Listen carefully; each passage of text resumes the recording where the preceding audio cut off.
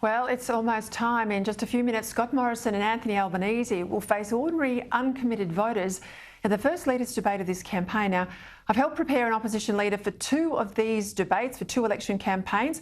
One debate against Julia Gillard, the other against Kevin Rudd. This one, like those, will be a big deal. Given how tight the race is, either leader could use it to turn the contest their way. Joining me now to give us a sense of the room and the mood is the host of Paul Murray Live, the man himself, and editor of the Courier-Mail, Chris Jones. Well, Paul Murray, you're there at the Gabba. Give us a sense of how the room feels.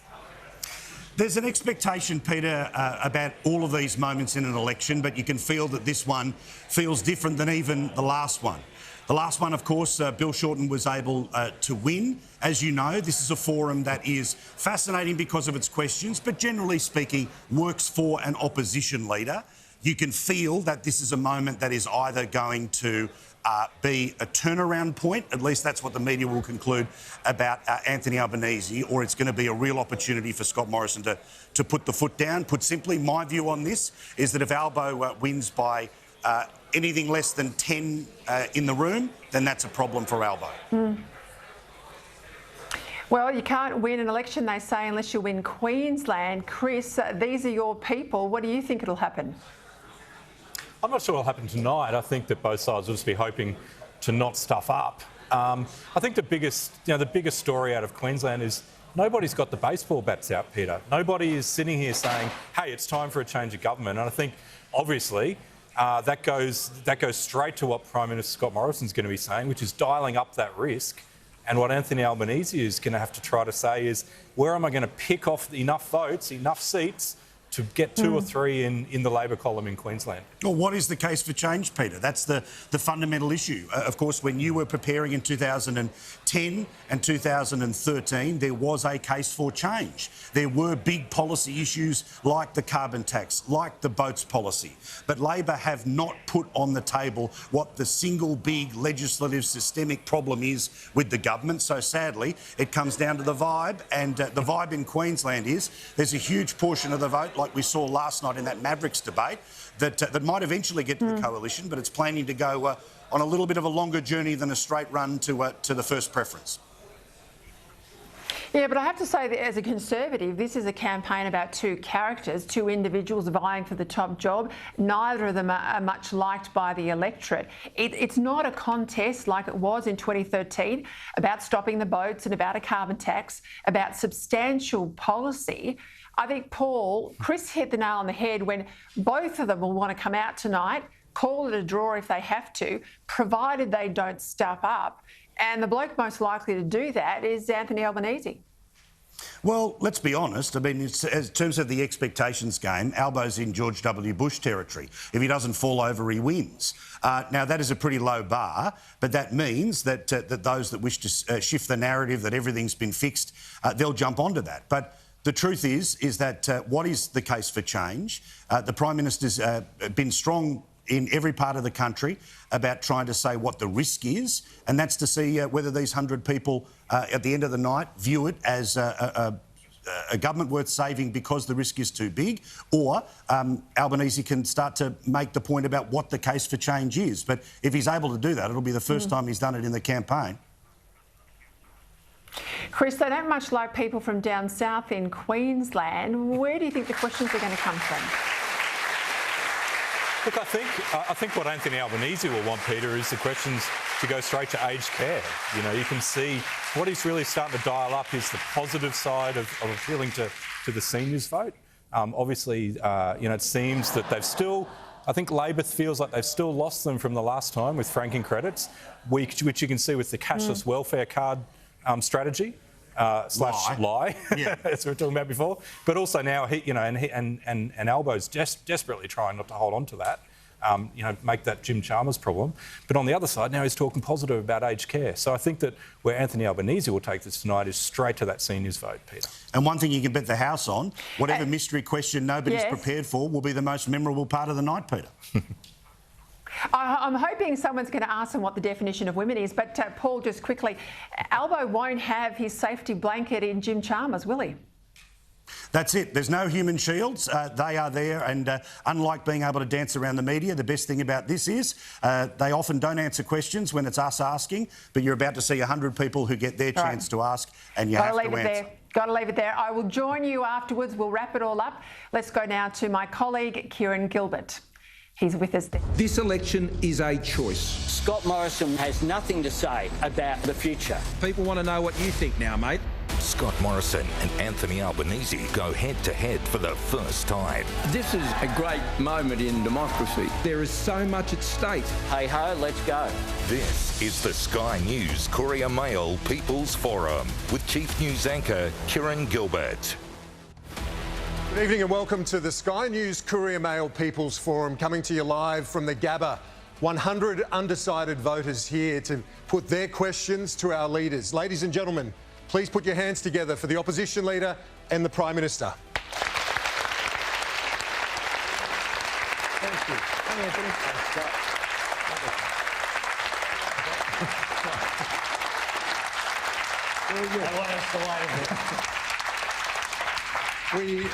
We had the coin toss before coming onto air. The Prime Minister won the toss. He's going to kick off with the opening statements. 1 minute each. PM. Thank you very much, Kieran, and thank you all for joining us here this evening.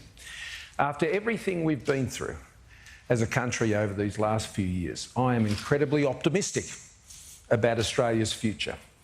Australians are incredibly resilient. They've overcome, we've pushed through, and now we're in a very strong position despite the many challenges we continue to face. Our economy today is one of the strongest in the advanced world.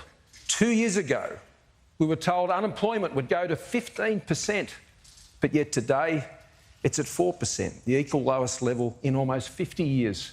Our budget has turned around because of our economic plan to the tune of more than $100 billion, enabling us to give real cost of living relief to families and people right across the country. So this election is a choice.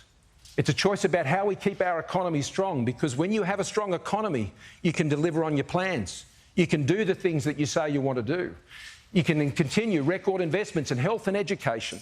You can defend our country and invest in the safety of women and children and, of course, Australians right across the country. So it is a choice between a stronger economy and a weaker economy, a stronger future and an uncertain one. I look forward to answering your questions. PM, thank you. Mr Albanese. Well, thanks very much, Kieran, and thanks, Scott, for agreeing to this debate, and thanks, everyone, for coming along here and those watching at home. Scott and I agree that Australia is the greatest country on earth, but I believe we can have a better future if we have a better government. You all know that the cost of everything is going up, but your wages aren't. That's why we need to lift wages. We need a plan for cheaper childcare, cheaper electricity. We need a plan for housing affordability. We need to make sure we have a strong economy with secure work. And we need to make more things here using cheap, clean energy to drive manufacturing again. Now, the government's been in office for almost a decade. The truth is that they haven't learnt from their mistakes. They keep repeating them. And they don't have a plan for the future. We must do better, and we can do better. And one way we can do better is by having a National Anti-Corruption Commission to restore faith in politics. It's needed. I look forward to hearing your questions tonight, and I thank all of you for joining us here and at home. Let's kick off with the questions. We've got in the front row here, Paul, if you could take us to your feet and fire away. No worries. Thank you. You've both spoken about affordability. My questions are basically twofold, and it's about housing affordability. I've got two daughters who are just about to get into that market. One's just about to leave grade 12, one's in university. So this is a real concern. So, as I said, two-part question. So what is the government doing or going to do in the future to make it more effective? Because it's not effective at the moment. And one of the big parts around it is for foreign ownership. What is the government going to do about foreign ownership? We all know that foreign investment into the country, especially in the housing market, is actually driving the prices up, which is making it unaffordable. If we lived in Thailand, Indonesia, China, Fiji, as a non-citizen, we wouldn't be able to buy property there. OK, I think we've got the drift. We'll go with the PM first. Thanks, PM. Thank you. Well, look, thank you very much for the question. You're right. It's always hard to buy a house, and it's particularly hard now, and it's got harder. It's a tough economy when you're trying to get out there and buy a house. I remember when Jenny and I bought our first house, it was 30 years ago. It was tough then, but I believe it's tougher now. Here in Brisbane, you're looking at median house prices of about $840,000. Now, for apartments, it's around $450,000, the median. And one of the things that we've done at the last election, I wanted to see more Australians get in and buy their own home. And so we introduced a range of programs. The Home Guarantee Scheme, the Home Builder Program, which gave people grants to support to build in their own home. And there was also the National Housing Finance and Investment Corporation that was loaning to community housing organisations so they could build more affordable dwelling units. We've got 300,000 Australians into their own home by ensuring they didn't have to have a 20% deposit, they had to save for a 5% deposit. And for single mums, Nicole, who I met in Western Australia just the other day, she's bought her first house because she only had to have a 2% deposit. Now, that saved her years and years and years. House prices are going up, but one of the things we've been able to do is make it that bit easier by ensuring that the government was underwriting the balance of the deposit so they could get access to those loans and they could get into their first home, which meant they got onto the ladder. 160,000 Australians got into their own home for the first time just last year. That's about 70% up on where it had been previously from the past decade. So those programs are working and we're expanding them. OK, thanks, PM. Opposition Leader. Well, thanks very much for your question, and it's a common story. You hear all around Australia. People are worried about whether their kids will ever get into that great Australian dream that I was raised with of owning your own home. It was something that we took for granted, perhaps. I grew up in public housing, where my mum lived in the same one house for all of her 65 years. But she drummed into me, when you get the opportunity, save for a deposit, buy your own home. But I know that it's just so tough now. So we need to do measures, including some of the measures that the government have done are terrific, but we are missing out on bits too. We're not doing anything in terms of social ownership, which would increase the supply. We have a plan for a Housing Australia Future Fund that would have 20,000 additional public housing units, as well as 10,000 affordable housing units for essential workers. One of the problems we've got is that some of emergency service workers in my electorate and in parts of Brisbane find it difficult to be able to afford to live close to work, and we need to address that as well. We also need to address the rental crisis, because too many people now, rents are going up through the roof as well, and they're doing it really tough. And Scott said that if you're having difficulty with rents, you can just go buy a house. The truth is that it's much more difficult than that, and we need to address each of the issues. How do we get people into home ownership? How do we increase social housing? How do we address affordable housing for essential workers? Well, do you want to respond to that? Yeah, well, Anthony made a couple of points there, and he made a comment about what I was saying. We provide through Commonwealth Rental Assistance some $5.1 billion a year, and it supports 1.4 million people on their rents every single year. So you might be on income support, but you also get rental assistance on top of that.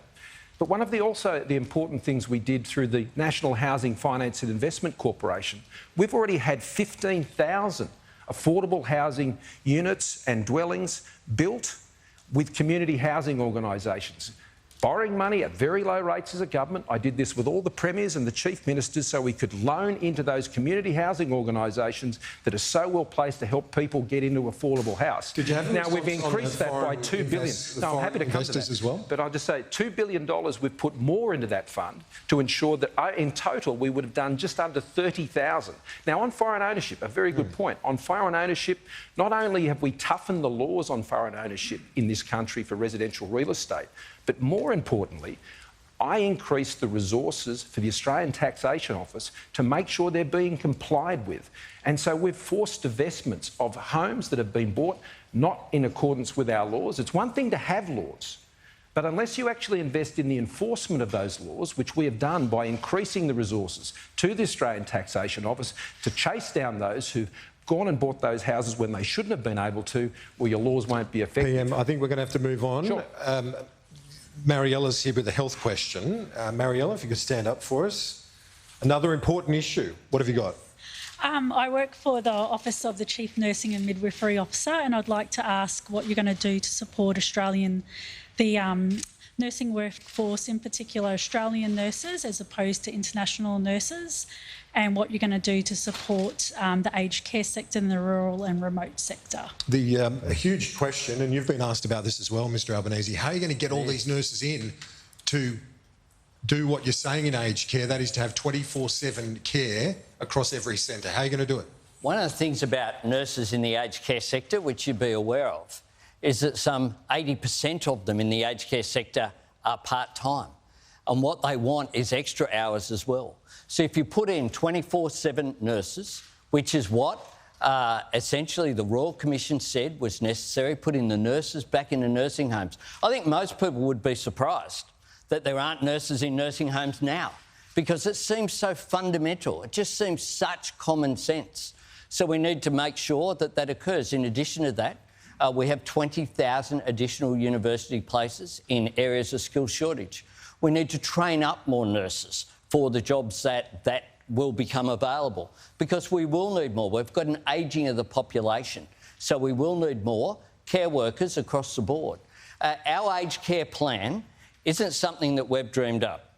It is something that comes from the Royal Commission, a 5-point plan, 24/7 nurses in nursing homes, 215 minutes of care for our older Australians in nursing homes, better pay for aged care workers, better food and nutrition, and we're going to use Maggie Beer Foundation to assist with that, and better transparency and accountability. We want to make sure that every single dollar that goes in, we know where it's going to. Not going to profits for someone to buy a new Maserati, but going to better food and better care. Because one of the things I found incredibly shocking about the Royal Commission findings is that the interim report found that over half of aged care residents weren't getting the nutrition that they need. They're literally starving. And we had cases like food being scraped up off plates, put in a blender and served the next day as puree. Now, in 2022, we can do better than that. PM, why has the government not funded 24/7 nurses for aged care facilities? Well, it was Mariel, is that right? Mariella. Mariella. And you work as a nurse? No, I work administration for the Office of the Chief Nursing Midwifery Officer. There's around almost 50,000 nurses who work in aged care homes across the country, and they do an amazing job. And so, of course, to the 130,000 aged care workers that work in those aged care. I remember when my father was very, very ill and he passed away in an aged care facility, and they made those last months of his life something that I'll always be very grateful for. So I think they do an absolutely amazing job, and you're right to want to ensure that they're getting great support. I called the Royal Commission into aged care because I didn't think the aged care industry, the aged care system was working as it should, as we'd all want. And a key part of it was to ensure that all Australians, particularly as they age, that they can age with dignity. And what the Royal Commission found is that there'd been problems in our aged care system for 30 years, and they're complex and they're difficult problems.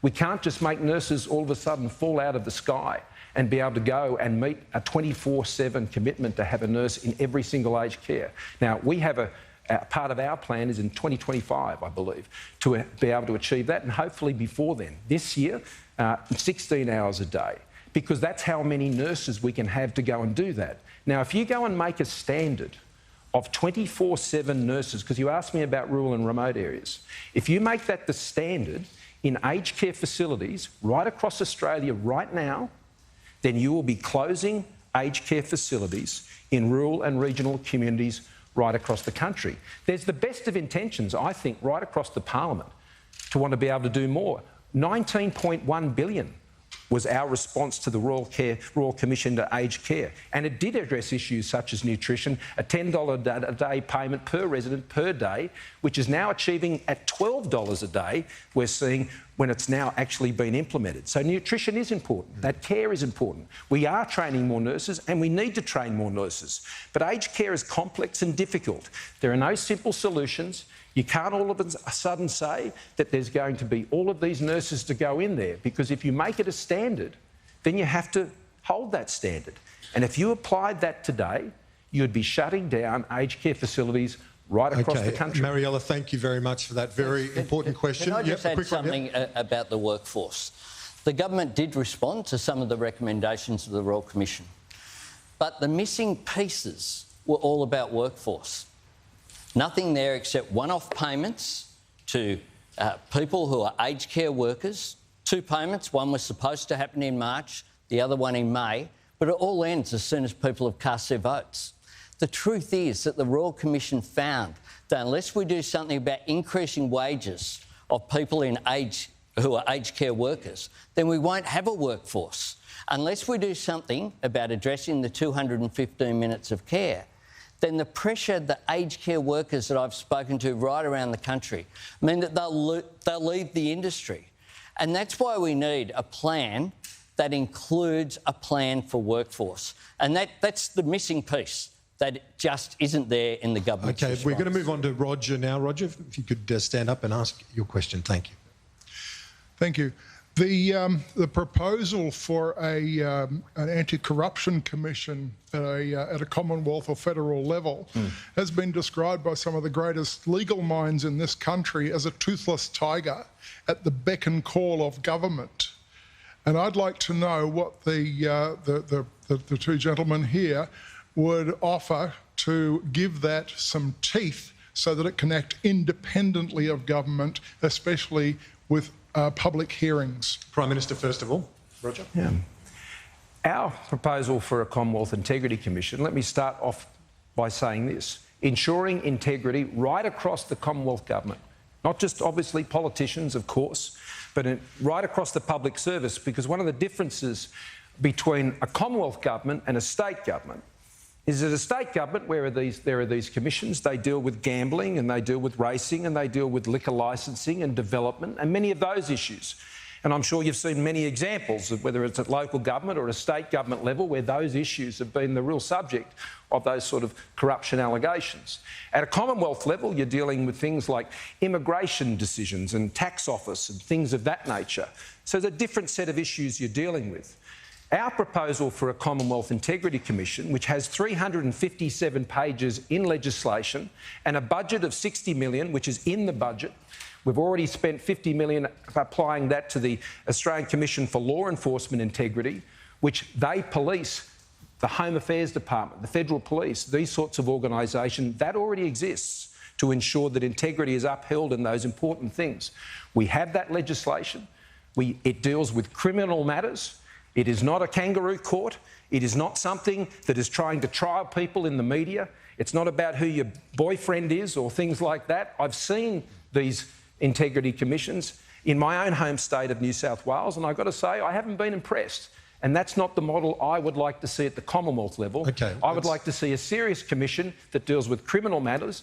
We've got our legislation, 357 pages, and our budget for it of $60 million ready to go. Sure. Mr Albanese, your response? Just trying to get through as many questions as we can. Thanks very much, Roger, for the question. And it's an issue where we need to restore faith in the political system. Now, I think overwhelmingly people go into politics for all the right reasons, whether they be Labor or Liberal or minority party people. But the truth is there's a stench around a whole range of issues in Canberra. When you have a block of land that was worth $3 million, that the government paid $30 million for it. When you have donations for a legal case that the minister at the time said he couldn't be transparent about where the money was coming from. There's issues of sports rorts and commuter car park rorts and abuse of taxpayers' money. Now, what we need is a national anti-corruption commission with teeth, one which is able to control its own investigations. The government's model would have ministers determine whether they can be investigated or not. It needs to be independent, at arm's length. It needs to have the capacity to have public hearings if it deems that that is in the public interest, and it does need to have some teeth. And Scott is very critical of the ICAC. Let me say this about the New South Wales Anti-Corruption Commission. It has found both Liberal MPs and Labor MPs and ministers of all sorts of persuasions and mayors guilty of corruption. That's a good thing. That's a good thing. I want an anti-corruption commission that will hold the political system to account, because I believe in our democracy it's essential that people have faith in the democratic processes, and that's not there at the moment. Roger, thank you very much for that. I'll get to our next question in just a moment. Just one from me. When are we going to get rid of the scare campaigns at some point? You, Labor, running with this campaign about the cashless debit card going to pensioners. It's not going to happen. The Liberal Party saying you're not going to turn back the boats. You've committed to exactly the same policy. Is it time to scrap the scare campaigns and have an honest debate like we are tonight? Well, it's important on take the cashless debit card. We're going to get rid of it. They should get rid of it.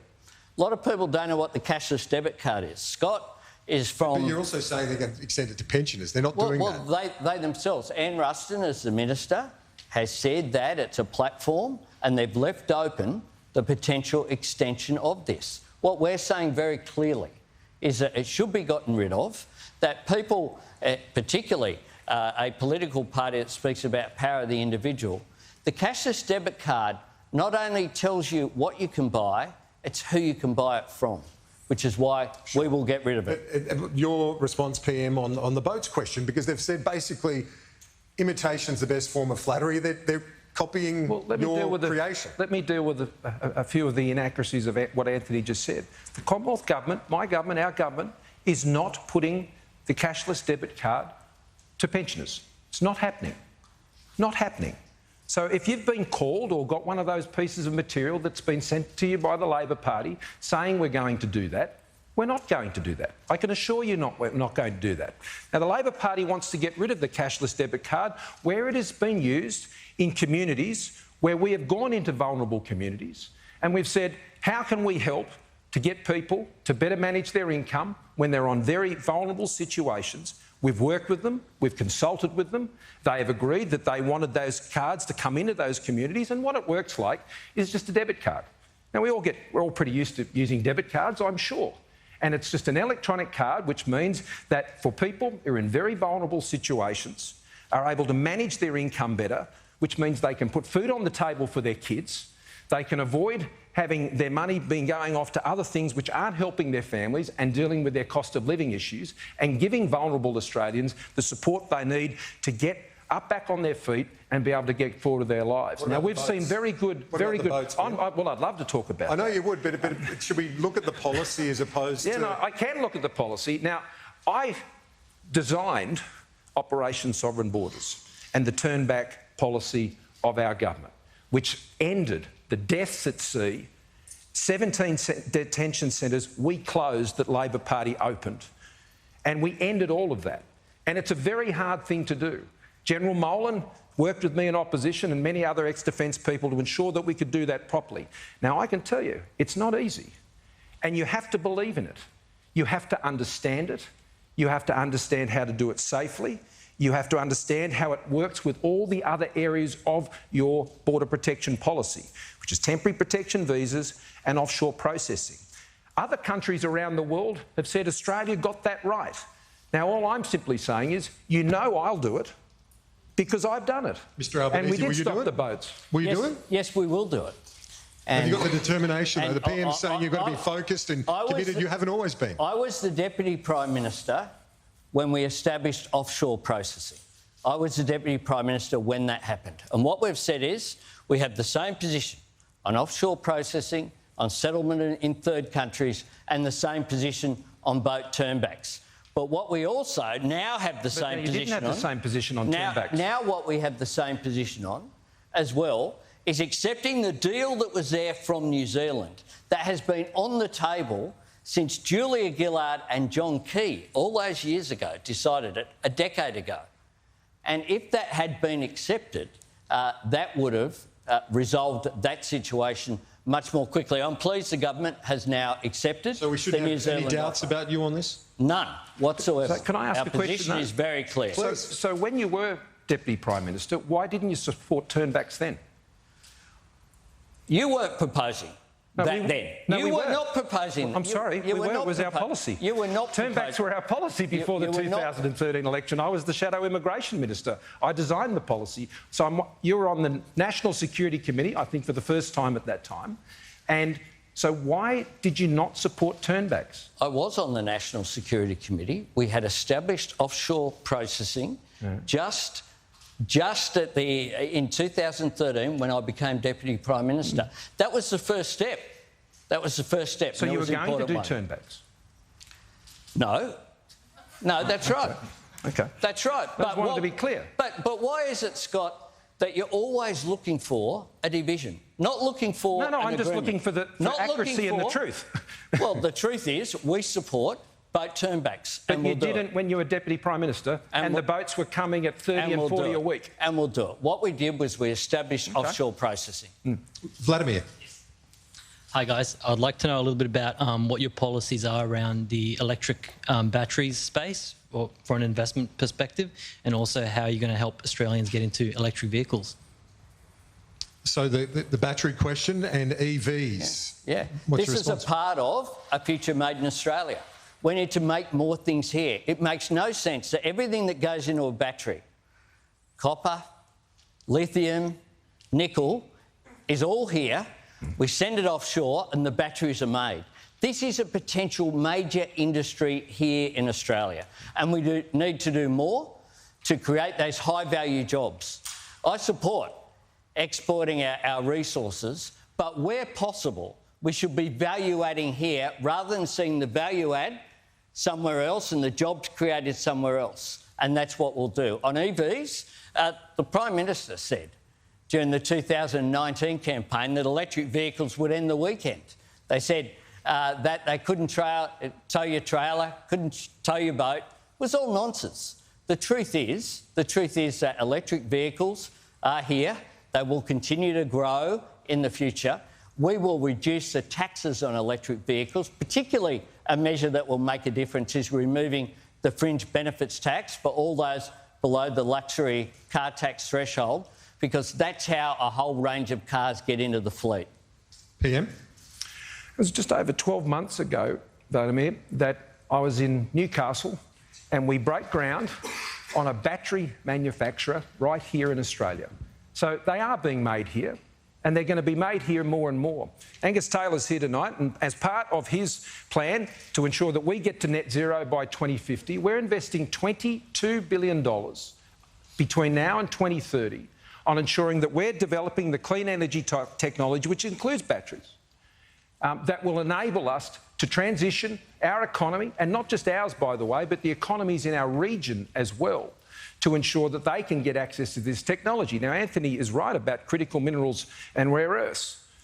These rare earths and critical minerals, particularly coming out of Western Australia, they are a major opportunity for Australia. And back in 2019, when I went to the White House, I said to the President, this is what we need to do together. Critical minerals and rare earths we can mine in Australia, but we need to make sure that the take-off agreements that need to be in place to justify the investment in the first place can be achieved. And so we work with Japan, and we're working with India. That's called the Quad: Japan, India, and the United States and Australia. We've come together as leaders, and critical minerals and rare earths development in Australia, which will give us many opportunities, but also the processing of those. A great Australian company, Lynas, is a company that's doing this right now. There's also another Australian company in Western Australia we've just committed over $1 billion to make sure that they can get those processing and resources development activities in place right now. So we have that plan to achieve that. And I think Australia can be an energy powerhouse, continue it in the future. We have been up until now, but as we move over the next 20 or so years, and particularly over the next 10, we're going to position Australia well to do that again. Thank you. And we have Catherine now. Hello. I have a 4-year-old autistic son.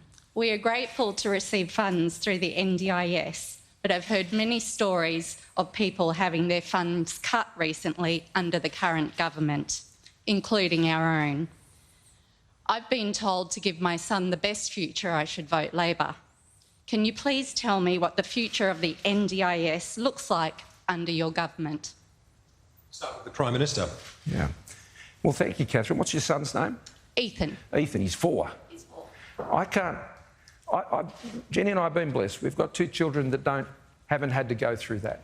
And so for parents with children who are disabled, I can only try and understand your aspirations for those children. And I think that is the beauty of the National Disability Insurance Scheme. And I pay credit to Julia Gillard, who initiated this when she was Prime Minister. It was a very complex system. It's bigger than Medicare now. It actually costs more every year than it costs to run Medicare, and those costs will continue to increase. But the thing I love about the NDIS is it's not welfare.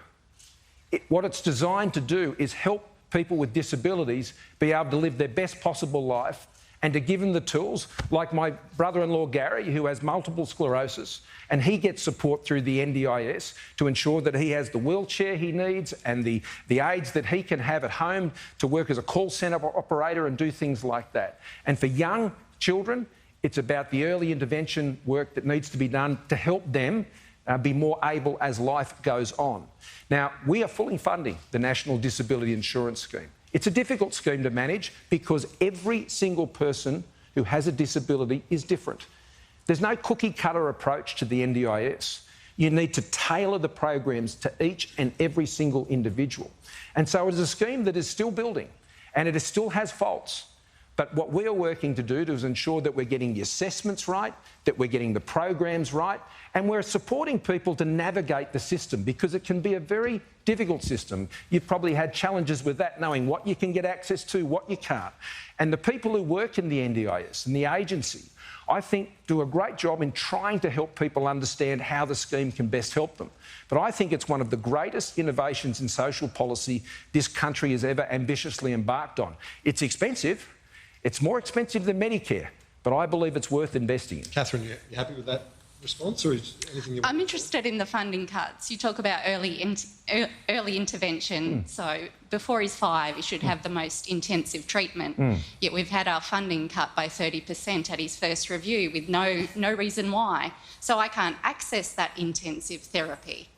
Well, I'd be interested to know the specific case that you're referring to, and I'm happy to get those details after. As you know, assessments are done along the way. It's a large program, and we're trying to ensure that the support that is being given is well targeted, and we're able to provide support to many thousands of people who use this scheme. But I'd be happy to look at and have my ministers also look at your case. Catherine, we'll do that after the forum. We'll come and find you and put you in touch. Mr Albanese, your response on this? Well, thanks very much, Catherine, for sharing your story of young Ethan and the challenges that he faces with funding cuts being imposed on him. Unfortunately, Ethan's story isn't an isolated one. There are parents, and every member of Parliament is getting constituent representations from people saying, I have had a family member's funding cut. I met in Canberra with Bill Shorten, one of the architects of the NDIS. It was a proud Labor reform. It's always Labor that does the big changes that make a difference to people's lives, make sure that people aren't left behind. And the NDIS is one of them, a proud Labor reform that we will fix. Because what's happening with some of these assessments done in isolation, one example that I had was Ellie, who's a Brisbane woman who came to Canberra to tell her story, and we held a press conference in Parliament House. She needs a colostomy bag. And part of the assessment that she had was that she could reuse colostomy bags rather than be given new ones, just wash them out. Now, that places, because of her health condition, her health potentially in acute danger because she's susceptible to infection. And the end-up cost is even more. So if we're sensible about this and get it right, one of the things about the NDIS is that it certainly isn't welfare. All of the analysis shows if you allow everyone to participate in society, you'll get better outcomes, obviously better social outcomes, but you'll also get better economic outcomes as well. Catherine, thank you so much. Mr Kieran, Albanese... Kieran, just before you go if you can quickly, that, please. Anthony's right. It's a great reform. As I said, I acknowledge the work of Bill as well as Julia. It is often Labor. They started Medicare as well. But it's always the Liberals and Nationals have to work out how to pay for these things. And that's what we've done over the last 8 years. Now, I make this point very importantly because I said at the start that this election is really about the economy. And if you don't have a strong economy, then programs like the National Disability Insurance Scheme, just like the Pharmaceutical Benefits Scheme when Labor were in power last time, they couldn't list medicines because they couldn't manage money. And so one of the most important things I can do to ensure that the National Disability Insurance Scheme is fully funded is we continue to run a strong economy, manage our finances well, keep our AAA credit rating. We're one of only 9 countries in the world who have done that through the pandemic. Well, I've got to jump in there because it isn't just the NDIS, it is also the PBS was another Labor initiative. Labor does the big things, And we also do the big reforms. And what the Prime Minister has attempted to say there is we have an issue paying for things. Well, if you look at the big economic reforms, we just went through 3 decades of consecutive economic growth because of the Hawke-Keating reforms that happened. We then went through the global financial crisis better than just about any economy in the world because of the actions of the Rudd and Gillard government. And while we were doing it, we did the NDIS, we did paid parental leave, we did a fibre-based national broadband network. Labor does the big reforms. And we just had a debate before about renewables and electric vehicles. This government have held us back. You can't be scared of the future. You have to shape the future, otherwise the future will shape you. And the problem with this government is that it's just treading water, not pursuing any significant economic, social or environmental reforms. And if we continue down that track, things will just stay the same. I think we can have a better future. As you said, it's doing much better than comparable nations through the pandemic. But when you look at the budget, our net debt is going to peak at about 1/3 of national income. You've got deficits out as far as the eye can see. If you win PM, will you turn your attention to budget repair? Because these are wonderful initiatives that we're talking about here, but will your focus turn to budget repair if you win? And Mr Albanese, your response to that as well. This obviously has to be a priority at some point.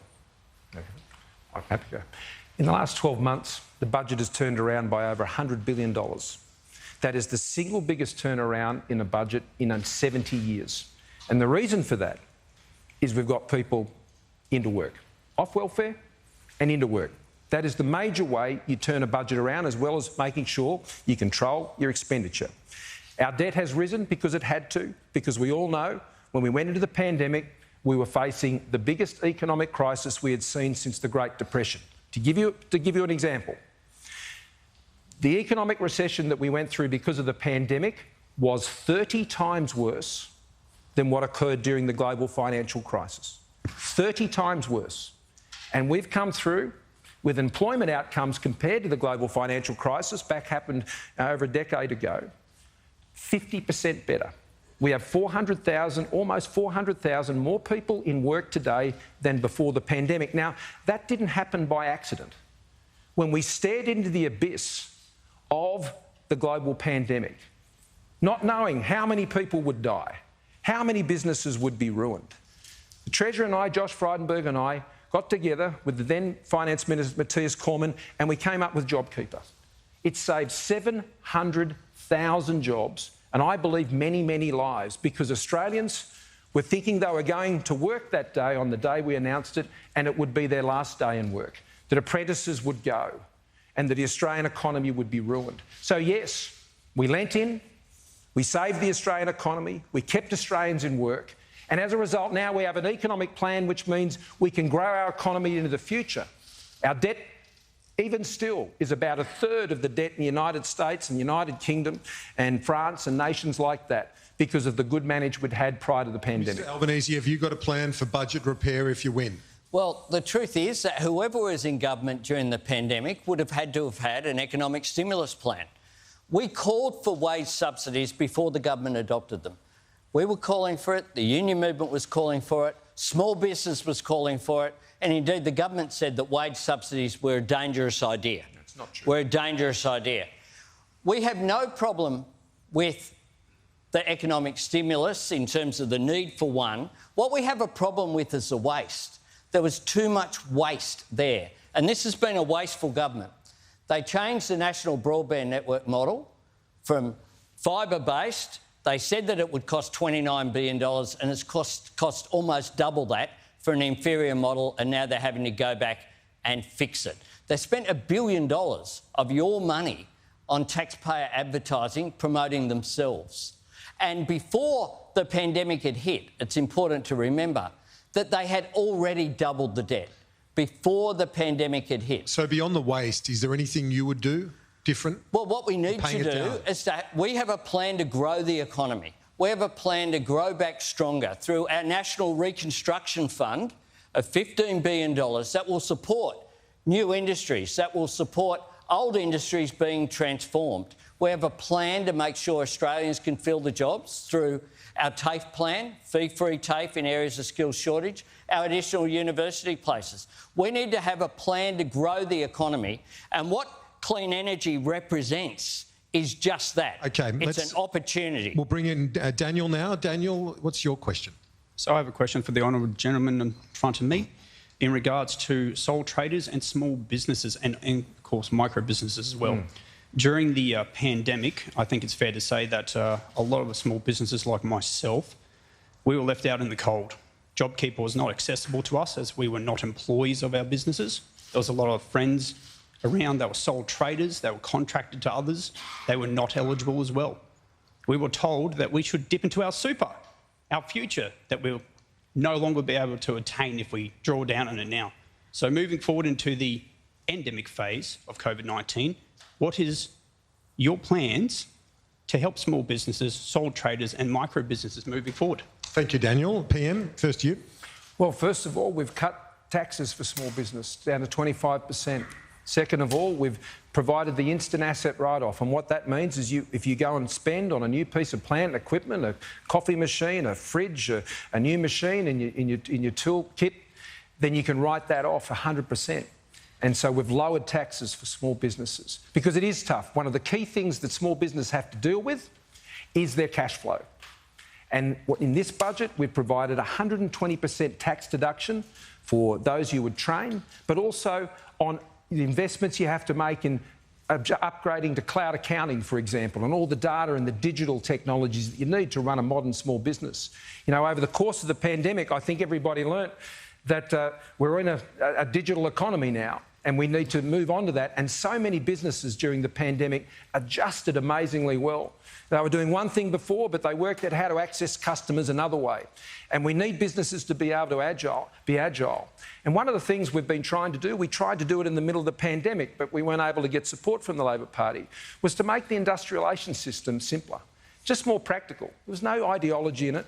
It was just to make sure that we're able to have more practical rules that people would be able to follow, supporting particularly small businesses to understand the rules that they are so they wouldn't get caught paying people less or paying more people more than they had to ensure that they could manage their cash flow.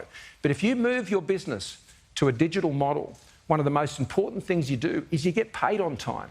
And cash flow, we've reduced the amount of payment times, particularly for small businesses, and we've challenged and got the corporates to do the same thing to reduce their payment times for small businesses. Because for small businesses, it's all about cash flow, keeping more of what they earn so you can invest it back into your business. Mr. Albanese. Yeah, can I ask Michael what business you're in? What? Daniel. Sorry, Daniel. I own a cafe. I am actually closely related to the aviation sector as well, because my cafe is on a local commercial airfield, and my trade qualification is in general cookery, but I'm a bulk production chef. So if I was in holding out my previous job, I wouldn't have a job because the aviation sector crashed and the food that I was producing is no longer in demand. I was lucky that I could transition into my own business, and I was lucky that I had support of my wife, but many times we were hand to mouth. We haven't made super contributions at all. Yeah. Well, thanks, Daniel. You're just one of many who've done it so tough during this period. And I acknowledge how difficult it's been. Many people did get left behind in various sectors of the economy because they weren't eligible for the various payments which are there. Now, we supported the small business tax cut for companies below $50 million in terms of turnover to 25%. We supported the changes on the asset write-off because they were there in place when the government was elected and they withdrew them and then put them back. We don't think they should have been withdrawn in the first place. We think that as well in terms of taking pressure off your small business. What we need to do is to have a plan as well to lift wages throughout the economy. One of the things that's happening is that if people haven't got enough money to spend, if they're struggling to get by, they can't afford to go to the local cafe. They cut back. And that's one of the things that we're seeing that's holding back our economy. Now, Scott spoke about the industrial relations changes that were rejected in the Parliament that he said he will resurrect. Now, that would remove the Better Off Overall test. That's was the problem for that legislation, which is why it was rejected. Because if you're getting rid of the Better Off Overall test, it means you don't want people to be better off overall. It's pretty common sense, really. Is that what's happening? No, that's not what's happening, and I was very clear about this today. Well, you said you'd introduce the legislation. No, Anthony, what we said was we would go forward with the measures that weren't the emergency pandemic measures. And so that only related to the pandemic. Now, thank goodness, we're in a situation now where the vaccine rules are changing, the other close contact rules are going in New South Wales and in Victoria. That's fantastic.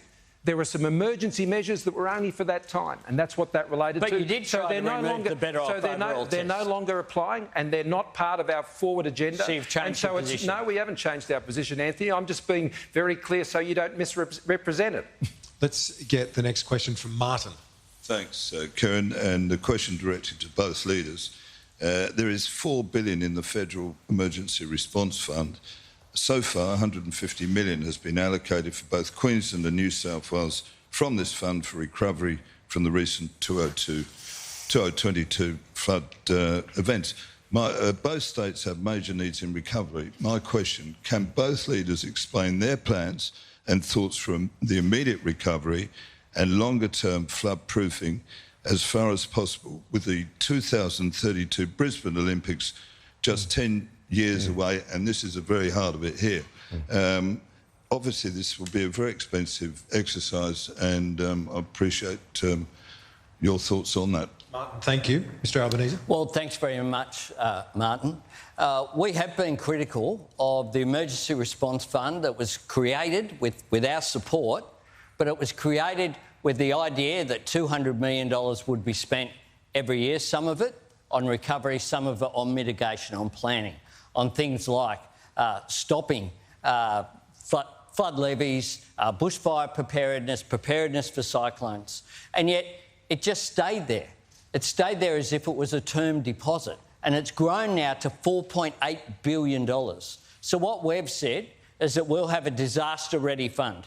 $200 million every year will be spent on making sure that preparedness is done for floods, for cyclones, for bushfires, for the extreme weather events that we know from the science. Climate change tells us that it's here, and we've seen more intensity in terms of floods and bushfires in recent times. The government has acted, in our view, very strong view, and it's what I've heard here in Brisbane in particular, just too little too late to provide that investment in the first place should have happened, and then the support should have happened. The government should have exercised its power to declare a national emergency, not just in New South Wales, but in Queensland when the event happened, not wait until it was too late. OK, PM. The two terrible floods we've just seen in New South Wales and Queensland, $5.2 billion is committed between the state governments and the federal government. Around 70% of that is being paid by the federal government. 70%. about $1.5 billion, some $400 million right here in Queensland, has already been directly paid out through what is called the disaster recovery payment and the disaster recovery allowance. They're the same payments that you saw made during the bushfires, and they were made very, very quickly. And in fact, the floods here in Brisbane, as I said, I was here in Brisbane when that was occurring on that Sunday night, and that Sunday night led to the terrible floods we saw in the Northern Rivers early that next morning. We saw more Defence Force people turn out here in Brisbane quicker than they did back in the Brisbane floods of 2011. I was out at Enoggera, that's just a fact, it's just true. And I think the Defence Forces have done an amazing job and getting out and supporting, and people across Brisbane will know. They've seen them out there helping with the clean-up, as the State Emergency Service workers have. And so that support comes. We established the National Recovery and Resilience Agency. It's a national agency to ensure that we are better planning the prevention of these disasters, but to do it in partnership, Martin, with the state governments. We have to work together. On bushfires, for example, one of the things we want to see is greater transparency on the management of fuel loads, not just in the national parks, but in the forestry estates and the other areas where fuel loads build up. And when those fuel loads build up, we know what happens. But we don't have any transparency at the moment from the states about how those fuel loads are being managed. So yes, we will continue to invest. It's actually $300 million now we've committed out of that fund to deal with both the flood mitigation works, and particularly up there in Lismore, because there were major mitigation flood works there that have been prevented for many, many years. It was a local council, I can assure you, it wasn't a Liberal council, it was of the other persuasion, who were stopping those flood mitigation works happening on the ground. We have a new mayor there in Lismore now who wants to get on with those projects, and we've immediately committed those funds to help him go and do it. OK, I'll get to Claire in just a moment, but we're having, as we meet tonight, a huge development in terms of our foreign policy challenges with the Solomons signing this deal with China. PM, how is that not a foreign policy failure on this government's watch? Well, I heard Penny Wong say that today. This is a very serious issue and one that we've been conscious of for a very long time. That's why we've increased in our Pacific Step-Up funding to $1.8 billion a year to be supporting our Pacific family. That's why during the pandemic, all of those countries turned to Australia to support them with vaccines, including the Solomon Islands, which we provided. That's why we've just more recently done the undersea cable project in the Solomon Islands, fully funding that so it wasn't built by China. $30 million for the Tina River transmission electrification project through our Pacific facility to ensure that we're providing the things that help these economies grow. In Fiji, we vaccinated the entire country so their economy can be opening up again and welcoming tourists back and getting their economies moving. It is a very serious issue. But what I found interesting today was that when the Labor Party said that this was a policy failure, no, this has happened because China is seeking to interfere in the Pacific. It's odd that the Labor Party, rather than acknowledging what is happening here, they wouldn't say, no, it isn't because China is coming in interfering in our region. Somehow, it's Australia's fault. Now, when it comes to the issues of standing up to China, well, they've criticised me as well as being too strong. I was the one who went and spoke to all the other developed nations of the world and said, these are the 14 points that the Chinese government has been seeking to coerce Australia. I was the one who called them out on the pandemic and was called a racist. And when we shut the borders at the start of the pandemic, they accused me of being racist about that as well. No, I was protecting Australia. But what this shows is that China has changed in the last 5 years, in particular. And we've had to significantly increase our investment in our intelligence services, our defence forces. And it's a very important issue, Kieran, and you've raised it. It's a very important issue, and I'm sure the Labor Party would agree.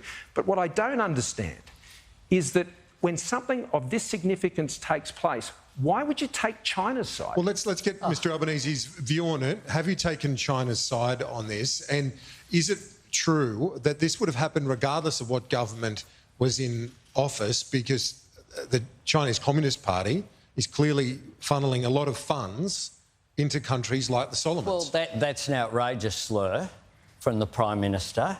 And it shouldn't be, national security issues shouldn't be the subject of that sort of slur. The truth is that we all know that China has changed. China has changed its posture. It's more aggressive, it's more active in the region, and we need to understand that and respond to it.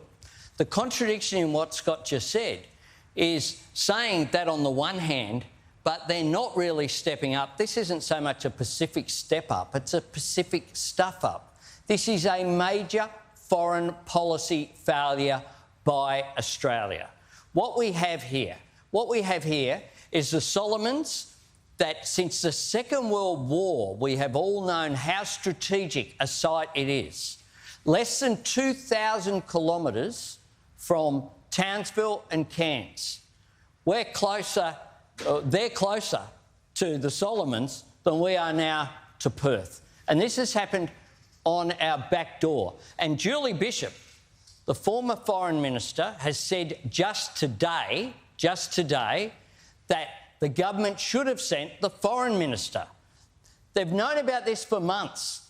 No Foreign Minister visitation, no Defence Minister visitation. They just sent a junior burger along in the last week, having known, and they were warned about this last August. I'll tell you what Joe Biden has done. President Biden has sent Kurt Campbell. He's senior advisor in the region in the Pacific. I know Kurt well. He has been dispatched to the Solomons. This government have been complacent here. They cut aid when they came into office in 2013. They cut aid to the Solomons. We should have been on top of this issue. We all agree that China has been aggressive. The question is, how do you respond to it? All right, we have one more question, then we'll go to closing statements. We're coming up to, it's now 5 to 8. We have Claire now with a question. Okay. The latest polling statistics show that voters have an all-time low level of faith in the integrity of both major party politicians. What are you going to do to restore their trust in the democratic process? Claire? Thank you. Well, thank you, Claire. Our strong economic plan is getting people off welfare and into work. Our economic plan is about helping Australians realise their big aspirations in life, to have their kids, to raise them, to get them a good education, to buy a home, to save for their retirement, to run a business and to have choices. Our economic plan is delivering that. Our economy now is one of the strongest in the world, the advanced world, and that is giving Australians opportunities every single day. And what I've learned from my years in politics is that unless you can run a strong economy and manage money, maintain your AAA credit rating, keep the economy moving forward, then your aspirations for so many of these other issues can't be achieved. And that's why this election is very much about who can run the economy and who can manage money. And following through on those plans, doing what we said we would do, ensuring we said we would get more Australians into homes. We've got 300,000 Australians into their own home in just the last 3 years, just as we said we would. When we said we would stand by Australians as they went through the pandemic, we delivered the single largest economic intervention in JobKeeper that saved 700,000 jobs. We have one of the lowest fatality rates from COVID in the world. It's been tough. It's been incredibly tough. But I'm so optimistic about where we go to from here, because together the country has put itself in a strong position and we've had the opportunity to lead that process. And we can't turn back now. We're heading in the right direction. We want to keep going there. And that's where my government is seeking to take Australia. Mr Albanese, your response to Claire? Yeah, thanks very much, Claire. Unfortunately, you're right on the money. There is so much disillusionment with our political processes and our political system. That's one of the reasons why we do need a strong National Anti-Corruption Commission to restore that faith. But we need to do more than that as well. One of the things I did when I became an opposition leader or Labor leader was that I said I wanted to be known as a Labor leader, not just oppose things for the sake of it. So if the government has had a good idea, we've been prepared to embrace it. Scott raised the issue of boat turnbacks. It's true that that wasn't our policy in 2013. It's a good idea, it worked, therefore we embrace it. That's what we do when you come up with a good idea. The Parliament couldn't have sat and couldn't have had all those programs through without our support. And I made the unusual statement that we would try to amend some of the legislation. We were concerned about people taking money out of their super. We were concerned about a range of the details, but we wouldn't allow the perfect to be the enemy of the good. So in part, this campaign is about what we will do. We will do different things. But I think it's also important to restore faith in politics is the how. And I want to unite the country. I want to not be a Prime Minister who's always looking for the wedge, always looking for the division. Because if we're going to move forward as a country, we need to work out our common interests. And that's why I think in industrial relations, for example, that unions and employers have common interests. You can't have union members unless you have successful businesses. And that's what we need to do. We need to look for areas of agreement, areas of consensus, areas in which the country can be united going forward, rather than the constant argy-bargy, which does seem to dominate a lot of our politics, and I think you're right, is putting people off. Before we get the closing, it's 8 o'clock. If you're OK to just take one more question from Lizzie and then we can wrap up. Lizzie? Yes, hi, good evening, everyone. Just going off the back of Claire's question, I read today that only 55% of 18-year-olds are currently enrolled to vote. Yeah. So I wanted to get an idea about how we're going to look at the disillusionment, I guess, externally as well as internally, coming off the back of some of those tragic stories that we've heard from federal government lately with bullying and some issues inside around that. So how can we look internally to fix that? Thanks very much for your question, Lizzie. Another stat that I've seen around, I don't know if you've seen it or not, that's of great concern, is the diminishing support for democracy as our form of government. That's a real concern that people out there don't get, why democracy is important. And that's why forums like this and our federal campaigns are so critical, that people get to participate in. In some countries, of course, people risk their lives to fight for the right to vote. We have such a proud history in this country in terms of women's participation in the political system is one thing that we were the first country in the world where that occurred. But we need to do much better. We need to engage, I think, with young people. We need to engage on issues that involve them because they are our future. And I know that young people are particularly concerned about issues like climate change, making sure that the world that they inherit is one that's at least as pristine as the one that's there at the moment. So I think it's a matter of us reaching out, engaging, working out new ways of participation as well in the political process, because I think that figure of 55%, I think you said, of 18-year-olds enrolled is of real concern. And we need to look at ways as well of making it easier for people to get on the roll. Let's hear from the Prime Minister now. PM? Well, thanks, Lizzie. One of the things I've noticed in Australian politics and in just civil debate in this country, which has really changed, which young people are growing up with today. There's many more challenges young people face today than they did when I was growing up and Anthony was growing up.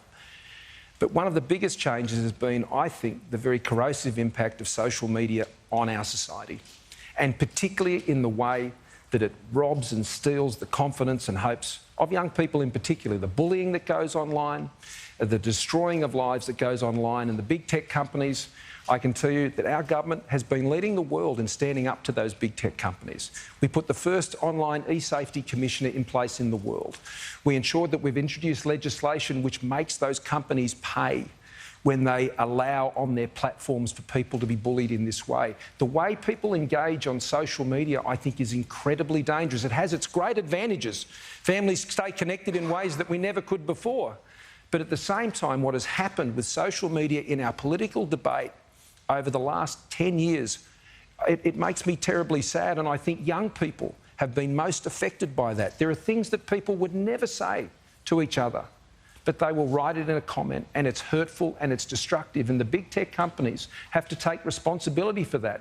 And my government has put in place legislation, has put in place supports to ensure that we can change that. And I think that's one of the best ways we can get a better debate in this country, a better discourse, a better engagement, to be able to disagree better rather than what we see on social media today. I think it's really undermining our society. PM, thanks. Lizzie, thank you very much. And we'll get the closing statements. But before we do, quickly, The independents, you both say you're not going to do a deal with the independents. If you've got enough seats to form government, you will, won't you? Let's just clear that up. Come on. You both will. I'm the only leader hoping to lead a single party, the Labor Party, shooting for 76 seats. Shooting for it, but if you're short, you will. Anyway, we'll leave it there. I'll take that as a comment. No, there's two coalitions. There's the Liberals and Nationals, and of course the Labor Party would be supported by the Greens. But it's nonsense, of course. Why don't we kick off the closing remarks? PM, you kick off. You won the toss, and then the closing final comments from Mr Albanese. Well, first of all, can I thank you for all your questions tonight? Can I thank you, Anthony, for joining us here this evening with me? And I think this has been a good opportunity to talk about some important issues tonight. This election is a choice, and these processes are important to help people make their choice. But fundamentally, I really believe this election is all about the economy that you and your family and your communities will live in for the next 10 years. It will determine your economic opportunities, your job, your wages, all of these things, and the services that Australia can afford to deliver, the essential services that you rely on. It all starts with managing a strong economy. Our government has proven that with a strong economic plan that has been delivering. Unemployment falling to 4%, a AAA credit rating, the biggest budget turnaround we've seen in 70 years. The future, we're heading in the right direction. Now is not the time to turn back. So I thank you for your question, and I look forward to realising the great opportunities Australia has as we seize them with the economic plan that we know is working and will continue to work for you and your family and the essential services you rely on. Prime Minister, thank you. Mr Albanese. Thanks very much, Kieran, and thanks everyone for participating tonight, and thanks, Scott, for participating tonight as well. I think the problem for this government is that they have been in office for almost a decade. They're shooting for a second decade in office, and they haven't shown any plan for either tonight or during the entire period in which they've been in office about how you actually grow wages, how you have an economy that works for people, not the other way around. I want an economy that sees wages being lifted. I want people to enjoy a higher standard of living. I want us to aspire and to be as optimistic as we should be as a country. I have two simple philosophies that I have, and in part that drives me every day. One is no one left behind. That is, the Labor Party will always look after the disadvantaged. That's why we do things like the NDIS and the big picture things for social justice. But also no one held back. We're the party of opportunity. We're the party that's into training and education and understands that if we're going to advance as an economy, then we need to have stronger education. And we see the economy as growing with the opportunity that is there to use clean energy, to drive high-value manufacturing, to drive growth through the economy. Not always. I'm going to have to wrap you up. Not always. Can I just I'll make one final point. If I'm Prime Minister, I'll accept responsibility each and every day. Okay. I'll work hard and I'll accept responsibility, not always seek to blame someone else. Thank you, everyone in the room, for your involvement. It's been a wonderful discussion. Thank you for joining us at home. Those in the room, please put your hands together for the Prime Minister and Opposition Leader.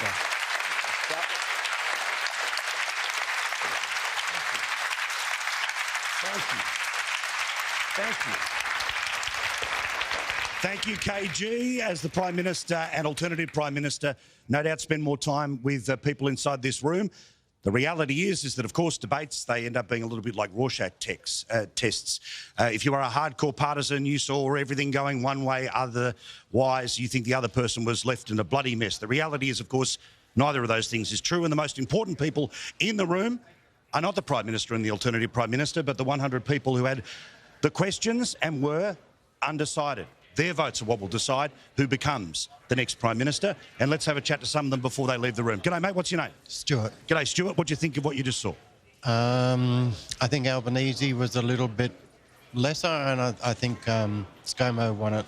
Okay, good stuff. Thank you very much. Appreciate it. Can we get you guys? Come on in. What's your name, mate? Boris. Boris. What do you think? What was your? What was the most important moment for you tonight? I think Scott Morrison's stance on foreign policy was more convincing than the Labor Party's. What about Albanese impressed you in what he was saying? In terms of the plans for the economy, I think he's got something solid there to work on. So that's Good stuff, mate. Go vote. Enjoy. That process will happen right now. Hello, sir. My name's Paul. What's yours? Well, my name's John. G'day, John. How I'll let you take your mask off, mate. It's okay. Thank you. I won't catch the Rona in a couple of seconds here. What did you think of that? I thought they were both quite impressive. It's very easy coming from a government side because you've got the policies in place, you've got the arguments there. I still think there's a lot of negativity from both sides, and I find that very disappointing. But I thought both of them were quite impressive. Thanks, Paul. I won't ask, but has it helped you decide which way you're going to fall? No, not really. Good. All right. Well, after meeting them for an hour, we'll see what happens in the next little while. Thanks very much. Let's keep jumping around here. Excuse me, guys.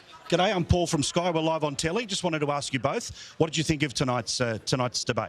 I think it was interesting. There's a lot of good topics that were covered. I think a lot of things it would appeal to a lot of different people. Did you change your mind? Still undecided. I thought it was a little bit unfair that Sky News gave Scott Morrison more time to speak and kept cutting off Anthony. So, yeah, I was a little bit disappointed with that. You think we were, managing the time, the questions? What do you think we were managing? Just allowing Scott Morrison to speak more and then cutting off Anthony Albanese when he was talking. Okay, well, I don't know what was happening behind the scenes with clocks, but it's all about hearing what you think. Are you less undecided than you were walking in? I think so, yeah. Yep. Right, so you're leaning one way at the moment? I'm not leaning one way, but I'm probably a little bit more than I was walking in. It confirmed in many ways what you were thinking going into the room? I didn't really know what to expect, to be honest. I really wanted to see what they had to say. Good yeah. stuff. Yeah. What about yourself? Do you remain undecided, or which way do you think you're going to fall? Probably, leaning more to the left. Yeah. Thank you very much. Really appreciate it. G'day, mate. My name's Paul. What's yours? Thomas. G'day, Thomas. What was the moment for you that is going to stick in your mind? There's so many parts of it. I really enjoyed it. To be honest, I thought it was going to be a lot boring. I thoroughly enjoyed it. Are you still undecided? I'm still on the fence, I think. I did have a question to ask. What was your question? Question was to do with student debt and TAFE University. There's been some talk I've heard about some other parties want to make it free as it used to be. What would you like to see happen? Well, with someone with about 90 grand with the debt. You'd like to see it gone? Yes. All right. Thank you very much, mate. Appreciate it. Got lots more people here who are undecided. We'll have full coverage with Kieran and his panel in a moment or two's time. And then after all of that, at about 8:30 local time, we'll get into the Paul Murray live version of things. G'day, mate. What's your name? Mark. G'day, Mark. Who impressed you tonight? I thought both were good. Probably more so the Prime Minister. I thought he was a bit more polished, a bit more prepared. So what was it about the Prime Minister that gave you that sense? Probably the boat turnbacks was the biggest positive. I thought Mr Albanese stumbled a bit, whereas the Prime Minister was pretty straightforward. Good stuff. Thank you very much, mate. Go vote. Enjoy. One more and then I'll throw it over to Kieran. G'day, what's your name? My name's Jess. Hello, Jess. Are you still undecided? Between those two, yes. I am still undecided. Is there a chance that you'll go somewhere other than those two? Oh, for sure. So, again, it's not my right to ask you who you're going to vote for, but are you thinking about a party you've never voted before? Yes, I am actually, because I've always sort of swung between these two, but I think neither of them really answered that question about integrity incredibly well, and that's probably where my vote will go in the end, I think, at least tonight, where I stand right now. So give me an impression, because obviously for everyone watching on TV, they saw something different than you saw with your own eyes. What were you able to judge about those two blokes after seeing them with your own eyes for an hour?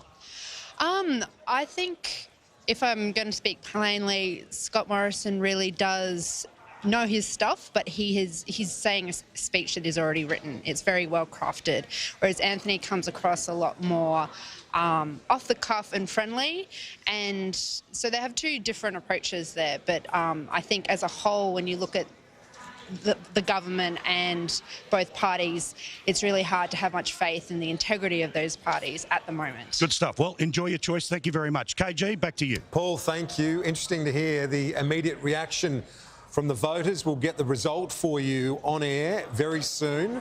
The ballots. Now, with me, my colleague Andrew Clennell, our political editor. Also now, there's Peter Credlin, Richo, Andrew Bolts. Looking forward to hearing from all of you as for your assessment of how tonight went. Andrew Clennell, first to you.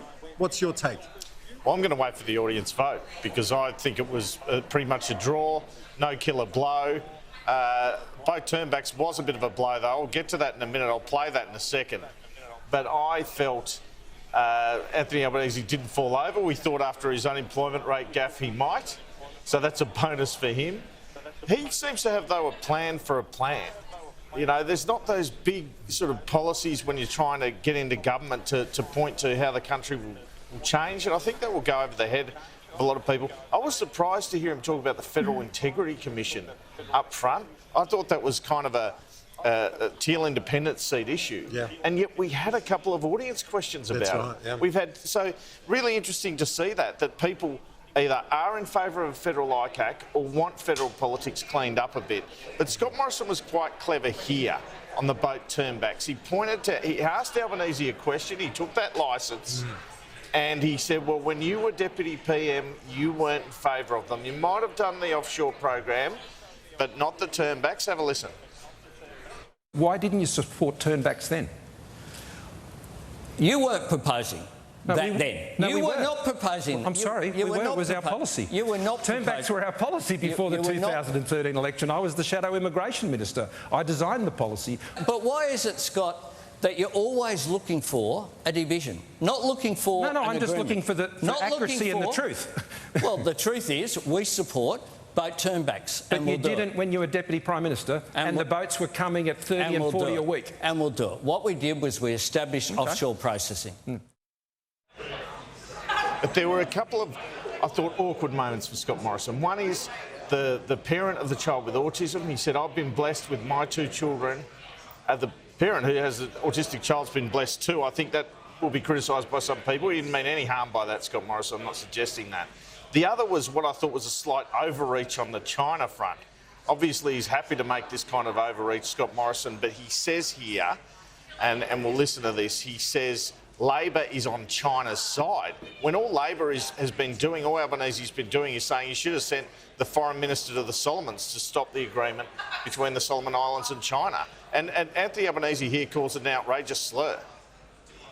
What I don't understand is that when something of this significance takes place, why would you take China's side? That's an outrageous slur from the Prime Minister, and it shouldn't be, national security issues shouldn't be the subject of that sort of slur. This isn't so much a Pacific step up, it's a Pacific stuff up. Finally, Kieran, I wanted to show this attempted psych out by Scott Morrison before the People's Forum. We know Anthony Albanese, he's been under pressure over remembering figures, etc. He didn't have a problem. Here's the Instagram pic. I haven't been rehearsing in a room. I've got so much time. I had a swim this afternoon, Kieran. Andrew, thank you. Peter Credlin, what was your take? How did the two leaders go in your view? Well, I think the format's the winner tonight more than the two leaders. I don't think there was any major stuff-ups from either of them. Anthony Albanese obviously had a lower bar. There wasn't any great knockout blows either. I do think the questions favoured the Labor leader. There were questions on the Integrity Commission, as we've talked about. There was questions on the NDIS. It enabled Albanese to get some line and length on policy detail. I do think at points in the debate he was hanging on tight. I think Scott Morrison made a real effort to explain things to people. I mean, you can talk all the policy insider talk you like, but unless punters watching at home and in the room can follow what the government's done, he's not winning any points. I think that he did that very well. I think the PM's tone was knocked down a few pegs tonight. I think the smugness wasn't there. I thought he did a very good job on that. But for me, the biggest turning point was two parts of the national security defence debate. The boat turnbacks issue that you just talked about there, Andrew Clennell, incredibly important. And the response from Albanese, why are you pushing this division, Scott? Well, I'm pushing this division, says Scott Morrison, because we were absolutely divided on this policy issue for many years. And the other one was a China point. And there is a big difference between Labor and the Liberal Party on China. And there's a legacy very much in the New South Wales Labor Party, and you can't walk away from that. Andrew Bolts, great to have you with us as well. What's your read on the events here at the Gabba? Well, I think this was the debate that could have ended Albanese's campaign really early if he'd stuffed up like he'd stuffed up at the first week of the campaign. He didn't do that. I think he would come out of that thinking he'd done very well, and I do think he did very well. He was warmer. I was struck by the fact that so many questions were, what are you going to do on housing, on the NDIS, on electric cars? What are you going to do? Most of the Prime Minister's answers were, what have we done? And I think voters actually give you points for what you're going to do for them next. So I think Albanese won the sort of battle for the future a lot more.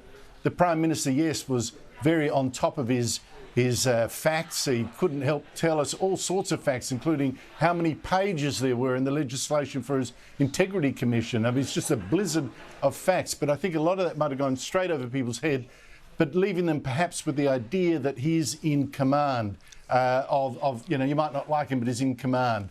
I do think, though, the one stuff up, and there was only one knockout, or, not a knockout blow, but one big blow, was the question on boats that we've already played, where Albanese is sitting there with a mouthful of teeth not knowing what to answer about why did he oppose the boat turnbacks when he was Deputy Prime Minister. And the reason that's going to hurt is that it's easy to play, like we just did. It'll play on news bulletins.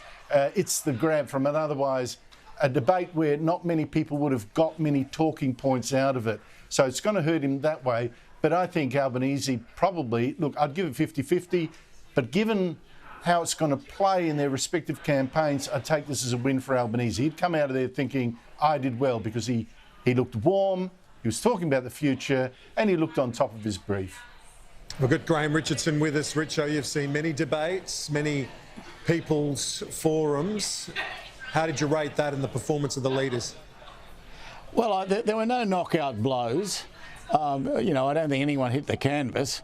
So I think, if you're looking for that big shocking moment, it didn't come. And I don't think there was any clear winner.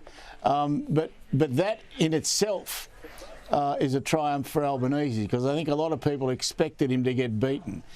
One thing is for certain, and that is that our Prime Minister is a brilliant debater.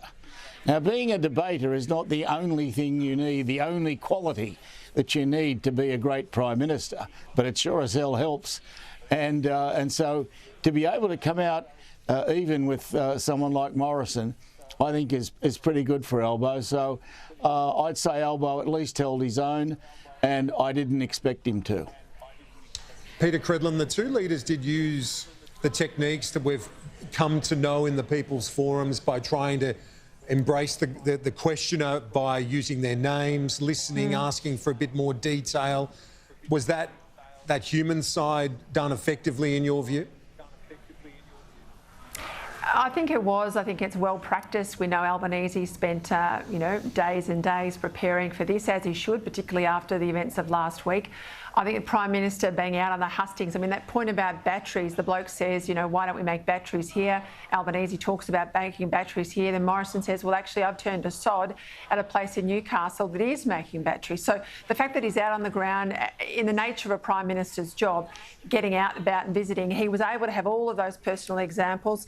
I think Albanese, again, using the story about the Housing Commission at the very front of the program, all designed to elicit an emotional response. I think politicians are getting better and better and better, Kieran, at this format, and it shows. Andrew Clennell, you were here in the room, and you could see that, and the viewers at home know, we've been saying it over many days, years in fact, we don't tell them how to say it, what to say, in what format. It's completely unscripted. What did you think of the standard of the questions from the voters in the room?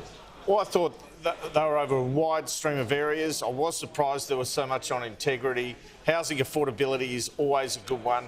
Bit surprised there wasn't a bit more cost of living in there, but I thought they were of good quality. Certainly one moment in here was when Scott Morrison went fully on the attack on China. There was kind of an audible groan or moan in the room when he said, why is Labor on the side of China, which was a bit of a feature as well.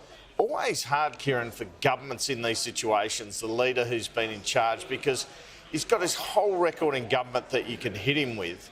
And what Peter was saying earlier, some of those questions like on the NDIS and how they've cut back there, you're just going to have to wear that as a PM. But because he's not in front he's kind of tying with Albanese on the primary vote at the moment, or the coalition is with Labor. He has to take these debate opportunities, Morrison. And I would argue because Albanese's not a mile in front, he has to as well. I must say at the end of the debate, I was hungry for more. I was hungry for more viewer questions. I'm already ready for the next People's Forum if we can have one, because I think there's more questions to be thrown at these leaders, particularly in the absence of a big forward-leaning agenda from either of them. And I would like to see that. I also thought it was interesting that Albanese, and this was a bit risky, defended the record of the Rudd-Gillard government, said Labor was big on reform, and that's very true. Both sides have had big reforms over the years, yet he's not proposing any sort of major reform. So that was interesting to see him defend that government. I just was saying there, I'm surprised the Prime Minister didn't jump in there. I think he let him get away with that. I think that was too much too far. And I also think too, you know, these forums aren't stacked like the National Press Club. The questions were real questions, and I think that's the refreshing difference. Andrew Bolt, one of the question that is in my memory after speaking to various people tonight, Catherine, the very personal story about young Ethan, it has that resonance that a question, as Peter says, at a news conference, press club, they just don't have. You can't dodge a question from a mother with that clear love that she's expressing for her son. It's the beauty of this format, I think, Andrew. Yeah, well, that's absolutely true. I thought the questions actually were very intelligent. It was an excellent debate, the kind of thing that I think we need to see far, far more of, because it was going past the talking points to getting into substantive issues. Now, on that particular question, the Prime Minister was never going to win that. I mean, you get assessments of various cases in the NDIS, there's thousands of them. Some people are going to get cut back, some people are going to get more money. What are you going to say? You can't say, well, maybe he didn't deserve it. So, you know, he was always going to cop that one. But I thought the exchange for me that really summed up where the two candidates need to have a think about things, particularly the Liberal side, was where Albanese pointed out, with the Prime Minister's own help, the Prime Minister actually said, you know, give credit to the Labor Party for the NDIS, and I give credit to Julia Gillard, and I give credit to Bill Shorten, where then Albanese sees on it, we are the party, the big ideas, the NDIS, the pharmaceutical benefits scheme, you know, things like that, and the Hawke-Keating reforms, and all those sort of things. And the comeback from the Prime Minister was, yes, but we're the ones who then have to fund it. So I think really you've got back to the stereotypes where you've got the Labor Party promising the future and the Liberals saying, but what about the money? But having no alternative agenda. The Prime Minister needs, I think, to develop a story about the future. We never heard it. It's all about a story about what is done, and that gives you an idea that at least is in charge of the detail. But what was the story of the future? He's going to have to fill that in. Yeah, well, we saw recently, didn't we, Richo, the power of a vision out of the South Australian election, if we go back to Malinowskis, and that vision that he spoke of, it was very compelling at the ballot box. It worked for him. Richo, where to from now? I guess, as you alluded to, and Andrew did as well, it could have ended Albanese's campaign tonight. It hasn't. So where to from now as he seeks to move on and regroup? Well, you've got both of them are pretty level in the polls in terms of personal popularity, and also in terms of the numbers who don't like them. So I'd say at the moment, Alba would be pretty happy with tonight. I think a lot of people doubted his capacity to get through tonight. I know there were quite a few people in the Labor Party who were worried about it. But when you look at the finished product, he did very well. And so I'd say Albo's the winner, at least in terms of his own performance. You know, he's won me because he did a lot better, basically, than I thought he would. I thought it was a pretty big night for him. I knew Scott would go well. Scott Morrison's one of the best political debaters I've ever seen, and I've been looking at this business closely for 50 years. Morrison's no bug. So for Albo to come out even with him, that's a pretty good effort. Only got 90 seconds left before we get into PML with Paul, but some final thoughts, Peter? First to you. Well, there's a contest now. I mean, I disagree with my good colleague there, Graham Richardson. I mean, all he had to do was stand up today and be relatively lucid, and they were going to score it for Anthony Albanese after a shocker of a week. But we have a contest now, and it's game on. Andrew Bolt, your final word for the night? I think Albanese did better than be lucid. I thought he was passionate and compassionate. But you know, there's always going to be a doubt that he could fall over. There's a brittleness there about when's his next stuff up. But I think he did pretty well. And the thing about him is, unlike some Labor leaders, I'm thinking of Kevin Rudd, I don't think he scares people. I don't think he scares people that he's going to go there and go amok. He might, you know, fumble things, but he hasn't got this great vision that'll bankrupt us, one would hope. We heard the final word from Richo already. Andrew Clennell here with me in the room. Well, they're both playing it safe, both sides, and it could cost them, but ultimately it's going to be up to the last week of the campaign if there's not another Albanese gaffe, which is huge. Andrew, Peter, we've got Richo as well. Thank you so much. We've got Paul Murray here now. Hello, great Handing man. over in person. How are you, my friend? Hello, great man. Hello, Andrew. Hello, everyone. I just had one of the undecided voters say, oh, it was unfair that Sky News was giving so much time to Scott Morrison. Can we just clear this up nice and easy? Of course you didn't. We work off a clock. Yeah. There's a clock in your ear that says X seconds, that's the game, right? Yeah. Cool. All right, take that, Twitter. Thank you very much, guys. Do appreciate it. Twitter isn't real life. And Paul Murray Live is on the telly right now. The most fascinating thing about these particular people's forums is the immediate reaction, the political types. And I can tell you the spin tonight is everyone's spinning for a draw. Now, that means lots of different things in terms of the expectations game of Anthony Albanese or the Prime Minister. Most importantly, of course, it was about the 100 people who were in this room. Here's just some of their questions tonight. About housing affordability. What is the government doing or going to do in the future to make it more effective? I'd like to ask what you're going to do to support the nursing workforce in particular. Why has the government not funded 24/7 nurses? An anti-corruption commission. Are we going to get rid of the scare campaigns? Their lives. Now, we've seen very good... Well, I'd love to talk about it. And also how you're going to help Australians get into electric vehicles. Can you please tell me what the future of the NDIS looks like? If you win, PM, will you turn your attention to budget repair? What is your plans to help small businesses? Longer-term flood-proofing. Signing this deal with China. PM, how is that not a foreign policy failure on this government's watch? Have you taken China's side on this? What are you going to do to restore their trust in the democratic process? I read today that only 55% of 18-year-olds are currently enrolled to vote. A few things that were fascinating about this is that there was a different vibe in the room than what you saw on TV.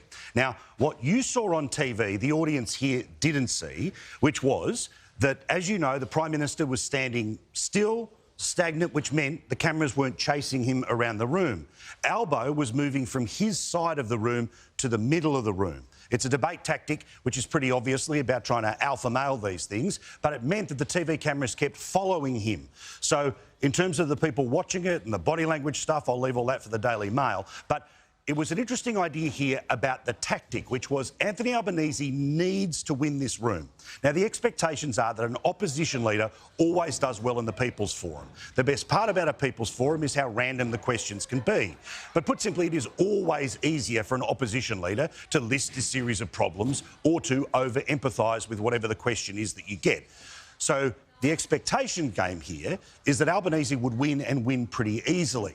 Now, that, of course, is being put in place because the media expectation was that the first week was so bad, as long as he didn't fall over, he was a George W. Bush-style expectations game, and therefore he won. Labor needed this to be the end point of how bad the campaign had started. They will use what I believe will be the result of the room, which is different than you at home, different than the 18 million people that get a chance to vote, but they will use the reaction of this room to help with their mates in the media to say, Albo is back. That said, I think on the detail it was very obvious that Scott Morrison cleaned his clock, especially on the issue of boats. That is the moment of the debate because it is an example of a policy that Albo has been each way Albo on the whole time. Now, he's trying to say that when he was Deputy Prime Minister in 2013, they brought back a version of turnbacks. Well, firstly, that didn't happen, but then he argued against that policy in 2015. He then turned around and changed his opinion again. So that is not a strength for Anthony Albanese. Also, always there are two sides to the wages conversation. The question that he was asked was about small businesses. How would you help small businesses? About the bloke who owned a cafe that was connected to the aviation sector. His response was that the way we can help your business is for more people to have more money to go to your cafe. But of course, if you run the small business like that bloke, what you're promising is to try to increase his wages bill, which of course makes it harder for him to run the small business. Now, of course, there were lots of little moments where neither of them really nailed what they were trying to say, but I'll have plenty more to say about this debate as we go on. But let's get into the conversation right now with Bronwyn Bishop, with Nicholas Rees, and we've still got Andrew Bolt with us as well, all of which I welcome. So, Bronwyn, what did you think of the performance? Well, I thought it was rather constrained. There was no great shouting or impinging on somebody's space. I think, as everybody has said, the one big stumble for the Leader of the Opposition was on the boats question. And, you know, it is quite clear that Operation Sovereign Borders has three parts to it. And every time Mr Albanese says that they're exactly the same, but we're not going to have temporary protection visas, he is denying that statement. But the Prime Minister putting to him that you've changed your tune, you tried to say it had boat turnarounds when you were Deputy Prime Minister and he didn't, shows once again he's a bit loose with the truth. And we're starting to see that right through the campaign. And of course it comes out most with regard to the lie that's being pushed all the time about pensioners being put on the debit card. And so I think you have to judge it in, is there something that shades on the credibility or the truthfulness of what is being spoken? Other than that, it was fairly evenly matched in terms of presentation, except that the Prime Minister shows he's right on top of his numbers and his facts. Yeah, now, of course, Chris Kenny my apologies both to him and Andrew Bolt for getting that wrong. I'll get to you in a second, Nicholas. But Chris, again, if you get a draw out of this, that's a great result for both camps because they get to step out of anything being a problem. But also, if it's a draw and you're the Prime Minister and you're trying to suggest that you need to stick with a continuum, that works for him. So, what do you think about what the actual effect of tonight's going to be? Mate, I'm with you. We'll talk about what the numbers are from the room. That's another issue. But I'll tell you what this does for the election debate, where it goes tomorrow, the next day, there are two big moments in this debate. They're both very, very bad for Anthony Albanese. One was his own doing, his own gaffe, his own mistake. The other was some good debating from Scott Morrison. Let's start with Albo's mistake. This was disastrous. I think people have been understating this in the analysis since the debate. What he said on border protection was 100% wrong. He did not even know his own policy when he was Deputy Prime Minister. He was trying to pretend that boat turnbacks were new. They were not. They were done by the Howard government to stop the first wave of boats. Then when he was Deputy Prime Minister under Kevin Rudd as Prime Minister, they threw together a panicked, absolutely shambolic border protection policy with overseas detention in Papua New Guinea in the dying days of Labor after they'd opposed all that for 6 years. And the Liberal opposition under Tony Abbott was proposing turnbacks. Now, Anthony Albanese said tonight that they were not proposing turnbacks, that wasn't happening then. He was 100% wrong, because you'll all remember his own Prime Minister, Kevin Rudd, then saying you can't turn boats back, it'll start a conflict with Indonesia. It's impossible to do, it'll start a conflict with Indonesia. That was Kevin Rudd with Anthony Albanese as his Deputy Prime Minister, and Albo's forgotten that and was arguing something else tonight. It's laughable and it's disastrous, and he's got to hope he gets asked no more questions about border protection the rest of the campaign. Good luck on that one. And the other big moment, of course, was Scott Morrison Scott Morrison going on China, saying, why are you on China's side? Now, they'll go ape now, the Green left, and say, that's a terrible slur on Anthony Albanese. Well, actually, it's what he's doing in the debate. Instead of blaming Solomon Islands for what's going on with China, or instead of blaming China for the deal they've done with Solomon Islands, he's blaming Australia. And that will inflame that debate now. So there's two very dangerous debates for Labor, two very good debates for the coalition, and that's what will flow out of tonight's debate. Yeah, it's like blaming the invaded country for the country that decided to take it over, or in this case, being bought off. So let me give you some quick takes about some of the media here and their take. The Daily Telegraph is focusing, why would you take China's side?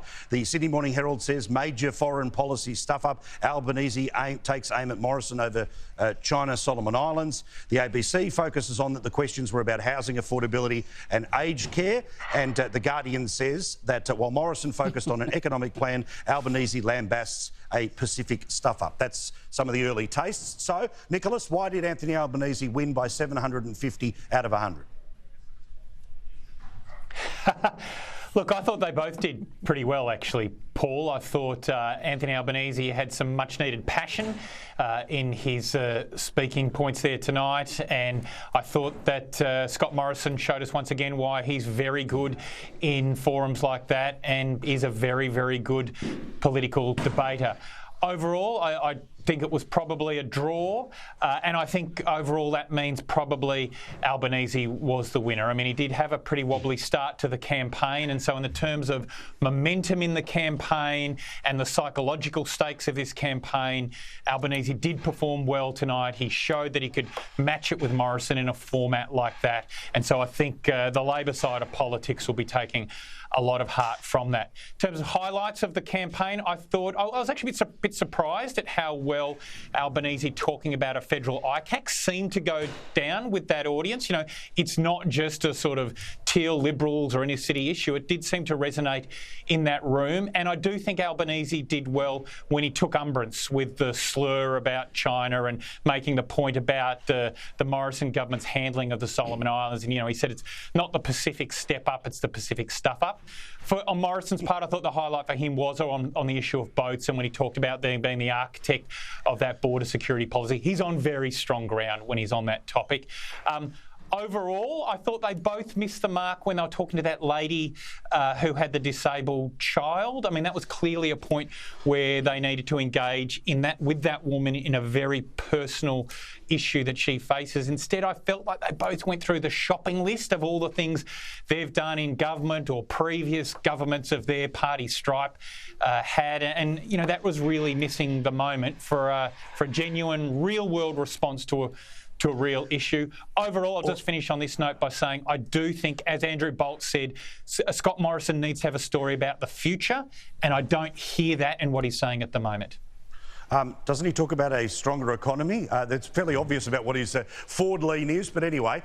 So here is the moment about the boats. This, I think, is the moment from the debate. Can I ask Our a question? position is very clear. So when you were Deputy Prime Minister, why didn't you support turnbacks then? You weren't proposing then. You were not proposing. I'm sorry, you were not it was our policy. You were not Turnbacks were our policy before the 2013 election. I was the Shadow Immigration Minister. I designed the policy. So you were on the National Security Committee, I think for the first time at that time. And so why did you not support turnbacks? I was on the National Security Committee. We had established offshore processing just in 2013 when I became Deputy Prime Minister. That was the first step. That was the first step. So you were going to do turnbacks? No. No, that's right. Okay. That's right. I just wanted to be clear.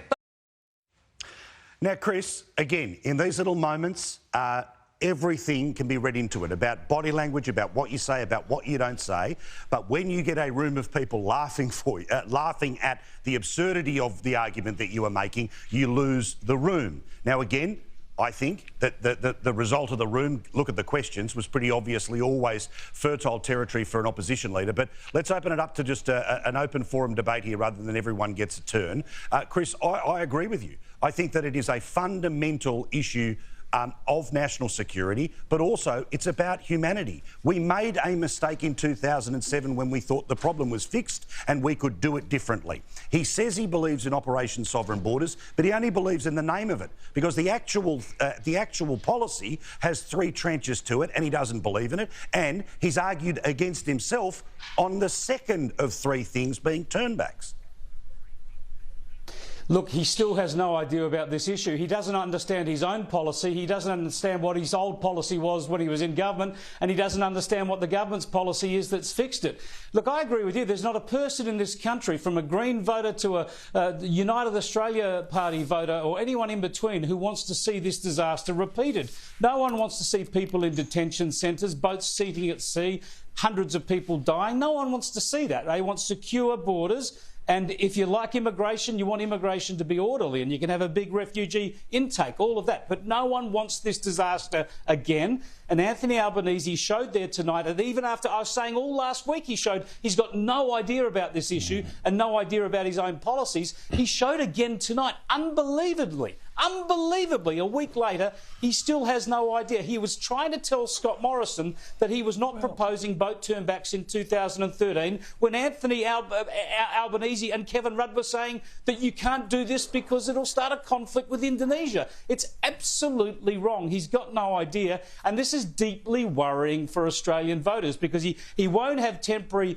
protection visas. They've gotten rid of those. They've never supported those. He says he'll turn back boats, but Labor has never, ever turned back a boat, and now it's pretending that it will know how to turn back boats. In fact, as you've shown on your program, Paul, Anthony Albanese actually sat down and said, I could never turn back a boat, so I would never ask anyone else to do it. So where is border protection under Anthony Albanese and Christina Keneally? Yeah, I mean, that's the thing, Nick. We don't know who the Border Protection Minister is. He's arguing against himself in 2015, in 2022. In 2015, he was arguing against himself in 2013. This is not a small matter. This is about life and death. 1,200 people died when we got it wrong last time. Look, I've got the greatest respect for both your views and analysis, but I think here this has become an inside baseball debate, and you're not appreciating that. I mean, we're talking here about the history wars, a debate that occurred 10 years ago, back in 2012, and who supported offshore detention first and who supported turnbacks first. The fact is, hang on a second, Paul, just let me hear out on this point. They both now support both of those policies, and the boats are not coming. So therefore, we're in a very different world to where we were back in 2012. No. And you can try and talk Nicholas, up the temporary permit visas as a big point of difference, but that just does not bite in the way it did 10 years ago. Not correct. Nicholas, you know that in 2007, Labor said the same thing. They said they would come into government and turn back boats. And instead 1,200 people died and 50,000 people came. It's exactly what they said last time, and you just want to pretend it away. They pretended in 2007 that they would turn back boats, and they never did. And you want to risk that disaster again? I think not. But Bronwyn, again... The important point... Just let me ask the question, Bronwyn, and then take it wherever you want, right? But again, the issue of border protection, it's a dam wall. We built a dam wall. It has 3 prongs and it works, all right? The Labor Party claim that they support it, but they don't support all of the dam wall. They only support allegedly 2/3 of it, and I don't really believe them on one of those thirds being turnbacks. They won't tell us who the Home Affairs Minister would be, but also Albo himself, in advocacy of himself, is claiming credit for something he didn't do and then he later actively opposed. That's not the history wars. That's holding somebody to account, Bronwyn. That's exactly why I said you have to question his veracity and whether or not he's telling lies at every time he opens his mouth. The important thing about the sovereign borders policy was in 2008, Kevin Rudd stopped temporary protection visas. Temporary protection visas are essential because they are the guarantee that if the people smugglers actually get someone onto Australian territory, they cannot stay and get permanent residency. That's why they're important. So sovereign borders is to have offshore processing, temporary protection visas, and turn back the boats when it is safe to do so. Those 3 things have to be done in concert with one another. You cannot take one away and say that you support the policy that the government has put in place. That is simply a lie. I can call it a misspoke or an untruth or anything else you like, but it is simply a lie which Mr Albanese keeps repeating, which in fact means that he knows he's telling it as a lie because he knows that's what happened. Now, the confusion he had about his memory about being Deputy Prime Minister and, telling the opposition who devised the policy that in fact, Scott Morrison, when he was in opposition, that in fact he wasn't proposing vote turnbacks is an absolute joke. And that's why the issue is so serious and why it's being debated now. And for Nicholas, for you to say it's just the history wars is really not to understand the significance that the Australian people feel about our own sovereignty, about the 50,000 people who landed here and about the 1,200 people who died at sea. Those are the facts. I've got to step in. We've got a result here. We've got a result from the room. Kieran Gilbert is the one who has the report for us. 100 people, they made their decision. Which way have they gone? Paul, I'm at the ballot box as we speak, and they've done the numbers now, counted these votes. 35% support for Scott Morrison, 40% support for Anthony Albanese. 25% of those in the room remain undecided tonight after the People's Forum. So a win for Anthony Albanese in terms of those in the room. Repeating, Paul, the numbers: 40% to Anthony Albanese support in the room, 35% to Scott Morrison, and 25%, a quarter of those who attended the People's Forum, still undecided. So a fair bit of work to do for both leaders, it seems, to convince not just those in the room, but those in the electorate to vote for them. It remains a fluid result in the campaign, that's for sure, Paul. And a very interesting evening in terms of the questions, covering a lot of issues. I hear the panel enjoying the discussion, cerebral discussion with our friends in relation to border protection. But you could see the Prime Minister jumping all over that. He'll do more of that over the next 4.5 weeks, Paul. Yeah, as always, they look for something to come out of it. They've both got message and issues out of this that they're going to make the most of. Thank you, Kieran. And again, congratulations for the way that you put it all together and pushed them on some of the detail. Again, the numbers. Anthony Albanese ends up winning, but not the majority of the vote. Put simply, this room looks exactly like the opinion polls that we are on our way towards a hung parliament, because 40% for Albanese, 35% for Morrison, 25% undecided. So, quick reaction to the result, and then I'll take a break. Let's start with you first, Chris Kenny, about that result and about 25% of people who spent an hour in the room with the two blokes and they still don't know which way they're going to go. Oh, well, maybe they want to get asked along to another debate. Look, I think that's about what you'd expect from that sort of a sample of people and that sort of debate. I still reckon the two big things to come out of it are border protection and, of course, this China debate. What Scott Morrison said on China, he was throwing a hand grenade into that debate. It'll create a bit of outrage, but it'll focus debate on that issue, which is exactly what he wanted.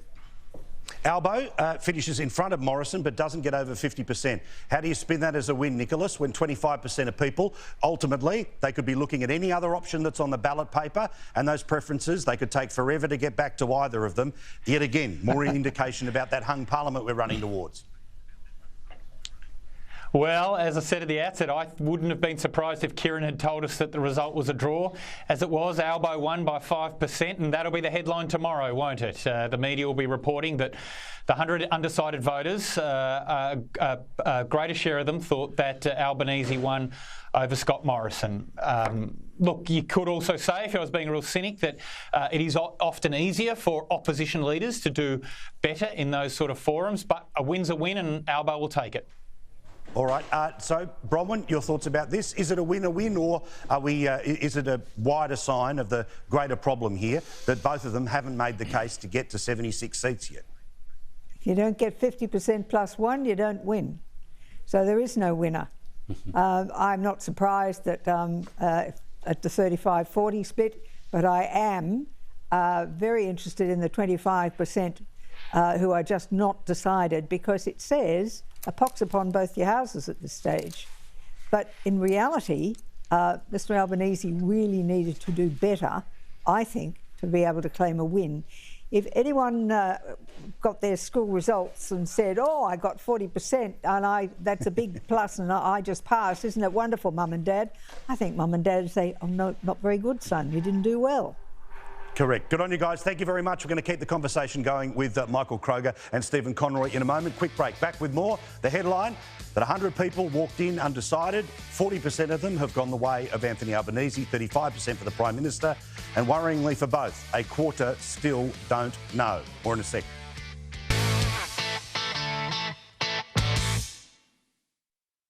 Paul Murray Live, proudly brought to you by Visi, turning your old boxes into new boxes.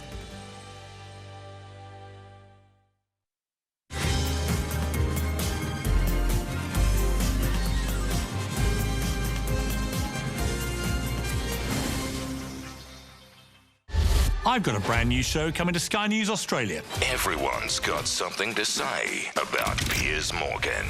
The broadcaster every channel wants, but is too afraid to hire. Couldn't have put it better myself. A showman and a journalist with a penchant for Twitter spats. It's true, I do love a good spat.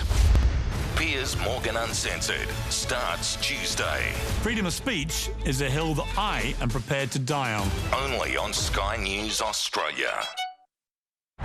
It's the most exciting racing New South Wales has ever seen. The Greyhound Super Series presents the TAB $1 Million Chase. Stay in control. Leave before you lose it. Gamble responsibly. What does it take to really help the environment? It takes investing in Australian recycling and remanufacturing, so we can turn old bottles into new bottles and old boxes into new boxes. At Visi, we're investing another $2 billion to keep Australia's waste in the circular economy, helping halve landfills, lowering emissions, and creating green-collar manufacturing jobs in the process. Visi, for a better world. Trade in with Assyrian, now available at Harvey Norman. Sell your eligible second-hand mobile device to Assyrian and receive $400 bonus trade-in credit towards the price of a new Oppo Find X5 series phone purchased from a participating Harvey Norman store. That's right. There's just 4 simple steps to trade in your eligible second-hand mobile device with Assyrian at Harvey Norman and receive $400 bonus trade-in credit. Trade in with Assyrian, now available at participating Harvey Norman stores. Save your home. Maximum home loans below 3% for the next 5 years. Vote One United Australia Party and secure your family's future. Authorised by Clive Palmer for the United Australia Party, Brisbane. At Carpet Call, we're the experts in all things flooring. We're the experts in carpet, experts in timber, hybrid and laminate flooring, experts in DIY home improvements, experts in fashion rugs, experts in floor care, even experts in Australian-made blinds and shutters. So, for all your flooring and window covering needs, call Carpet Call now, the experts in the trade. Call Carpet Call. The experts in the trade. They are the superstars. The very best of the best. The legends.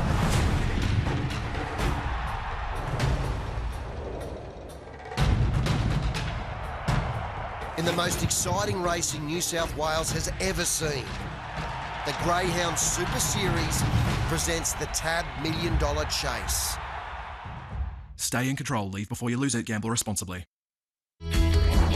Harvey Norman. Everything you need in electrical, technology, furniture and bedding. Shop in-store and online today.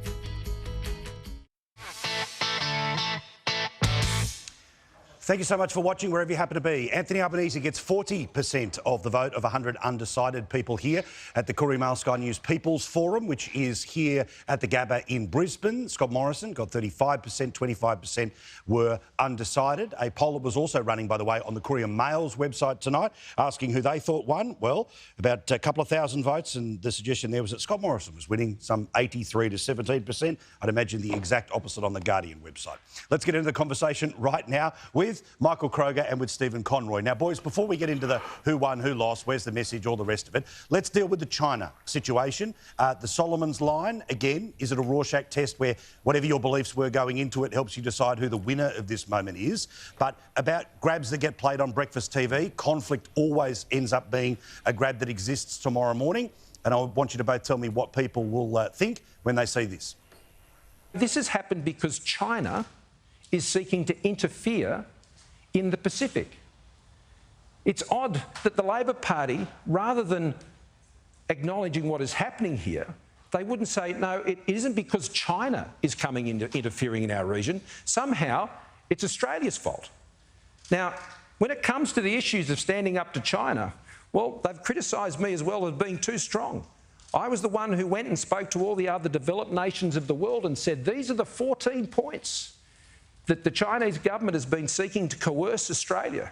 I was the one who called them out on the pandemic and was called a racist. And when we shut the borders at the start of the pandemic, they accused me of being racist about that as well. No, I was protecting Australia. So let's talk about that exchange. Michael, what did you think of that particular exchange? Labor says that it was a slur. Prime Minister says, well, no, it was fair because today, rather than criticising China, you criticised the federal government. Well, he's absolutely right. I mean, Penny Wong comes out and basically takes the view that Australia were the only power of importance here and our views were rejected. I mean, there aren't many countries in the Asia Pacific apart from Australia. I mean, and the one point that no one's picked up on, the one point no one's got yet is Albo said tonight, well, he should have sent Maurice Payne. Look what Joe Biden did. He sent Kurt Campbell to the Solomon Islands. How did that go? Yeah, exactly. Same result. I mean, the Americans sent... Yeah, if somebody can help us out with Michael's microphone while we're here. In the meantime, Stephen, we'll hear you loud and clear, but don't make the most of the technical failings. Otherwise, we'll still have to listen to Michael via your microphone. So what did you think of the Solomons exchange? Look, I think the Prime Minister came out swinging because he got to, because Penny Wong is right. This is the biggest foreign policy debacle for Australia since the Second World War. That is just unambiguous. So what you've got to do is come out, refuse to take responsibility for it, no shock here from Scott, and then says, you're on China's side. I mean, it's farcical. It's farcical. This is the government that let the Chinese take over the Darwin port and gave it the tick. This is the government that's been asleep at the wheel for the last 9 years. This is not a sudden failure in the last 3 months. This has been a government that has been asleep at the wheel in the Pacific. Let me just explain in really raw foreign policy terms. The ANZUS alliance, us and the US, we have one job in this, one job. Look after the South Pacific Islands. Make sure that they don't get, snuck into by the Chinese or anybody else who wants to try and play games in the region. It's our one job. And when I heard they were sending Kurt Campbell, the Americans, I was humiliated. Like, we have so badly failed our responsibility in the ANZUS alliance that Scott Morrison should hang his head in shame. Respect to Kirk, who might be watching us right now on flashnews.com.au. He is tuned in. But the point is, Paul, the point Albo was making was that Biden said he's number one man to the Solomon Islands to fix this problem, whereas we wouldn't send our foreign minister. Well, poor old Kirk didn't do any good. They gave him the bum's rush too. So Albo's whole point is, the Americans sent the heavy artillery into the Solomon Islands to make sure they didn't do this deal with China. America's a slightly more powerful country than we are, by the way, in the world, geopolitical world. If the Americans couldn't influence the Solomon Islands, there's no way Australia could. We don't have any long-standing relationship with the Solomon Islands. Yes, we do. Yes, we do. Richard Marles, when he was actually the minister for this area, okay? Now the deputy leader of the Labor Party, he spent, I promise you, I used to phone him and I'd get, he's in another Pacific island. He travelled all over the Pacific Islands in the period that he was Kevin Rudd's parliamentary secretary. Well, he obviously did a very good job. He did a very good job. In fact, as Albo said today, he won an award from a civil award from the Solomon Islands government for his interest and his actual participation. Okay, so let's be clear. Labor tended to one job under the ANZUS alliance. This mob have been asleep. Julie Bishop was right. This is a failure of this government in the last 3 years, but in truth, apologies to Julie for this, it's a failure for the last 9 years. Mate, it shows you how desperate Labor are. So it shows you how desperate they are. What you do is you yell and scream and bang the table and use extreme language like Penny Wong's language, the greatest failure since, World War II. Because it is. You get Stephen, you get emotional banging the table. I'm not banging the table. I hope you keep focusing on this issue. Let him have a crack. And hope that people at home think, they're very angry. There must be something to this. There is nothing to this whatsoever. Why don't you blame the Chinese military base on our doorstep? Nothing to see here. Move along. No, they said they won't. Good one, Michael. They said they said they weren't going to militarise those fake islands in the South Pacific, in the South China Sea. But and they did. Albo doesn't suggest how he would have stopped it. You have to tend the field for 9 years. You don't just suddenly try and turn up 2 days before they're going to sign it by sending... Did you miss the bit about the data cable? I love that. Yeah, we haven't done enough. China have moved in because that's a very recent thing. Suddenly in 2017, they go, oh, my God... Okay, Peter we've dropped the ball for 6 years. Stephen, Peter Jennings made the very good point this afternoon that if this deal was done months and months ago, if you'd sent the foreign minister in, she would have been humiliated. So what's the point of sending the Solomon Islands? Because they failed. China, they failed. There's obviously a huge amount of money for involved. 9 years. Yeah, there's a huge amount of money here, and money tends to talk. Boys, lads, mates, forgive me. I want to get over this little technical issue, so we'll take a quick break. Stick with us. I think these guys will furiously agree on the other side. More in a sec here on Paul Murray Live.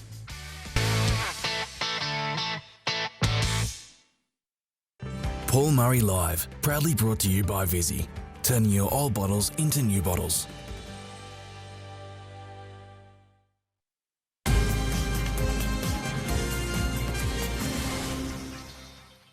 Politicians think elections are about them.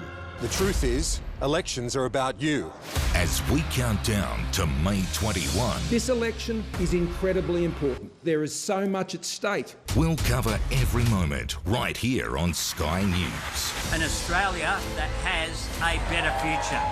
In election year 2022, we are Sky News. Sky News, Australia's election channel. They are the superstars.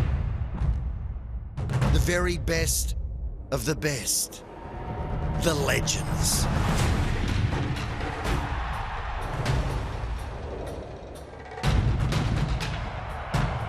In the most exciting racing New South Wales has ever seen, the Greyhound Super Series presents the TAB $1 Million Chase. Stay in control. Leave before you lose it. Gamble responsibly. What does it take to really help the environment? It takes investing in Australian recycling and remanufacturing, so we can turn old bottles into new bottles, and old boxes into new boxes. At Visi, we're investing another $2 billion to keep Australia's waste in the circular economy, helping halve landfills, lowering emissions, and creating green-collar manufacturing jobs in the process. Visi, for a better world.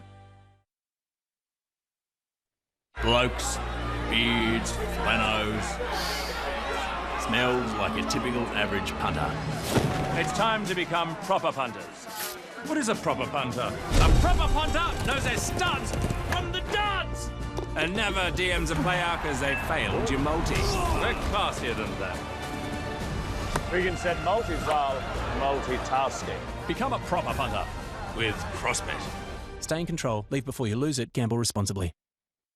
The doers, the experts, the innovators, the game changers. They are out there, somewhere in the world, ready to join your team and take it to the next level. With Globalization Partners' full-stack global employment platform, we make it happen. Not in days, but right now. Fast and easy. The future of work is here. Globalization Partners makes it possible.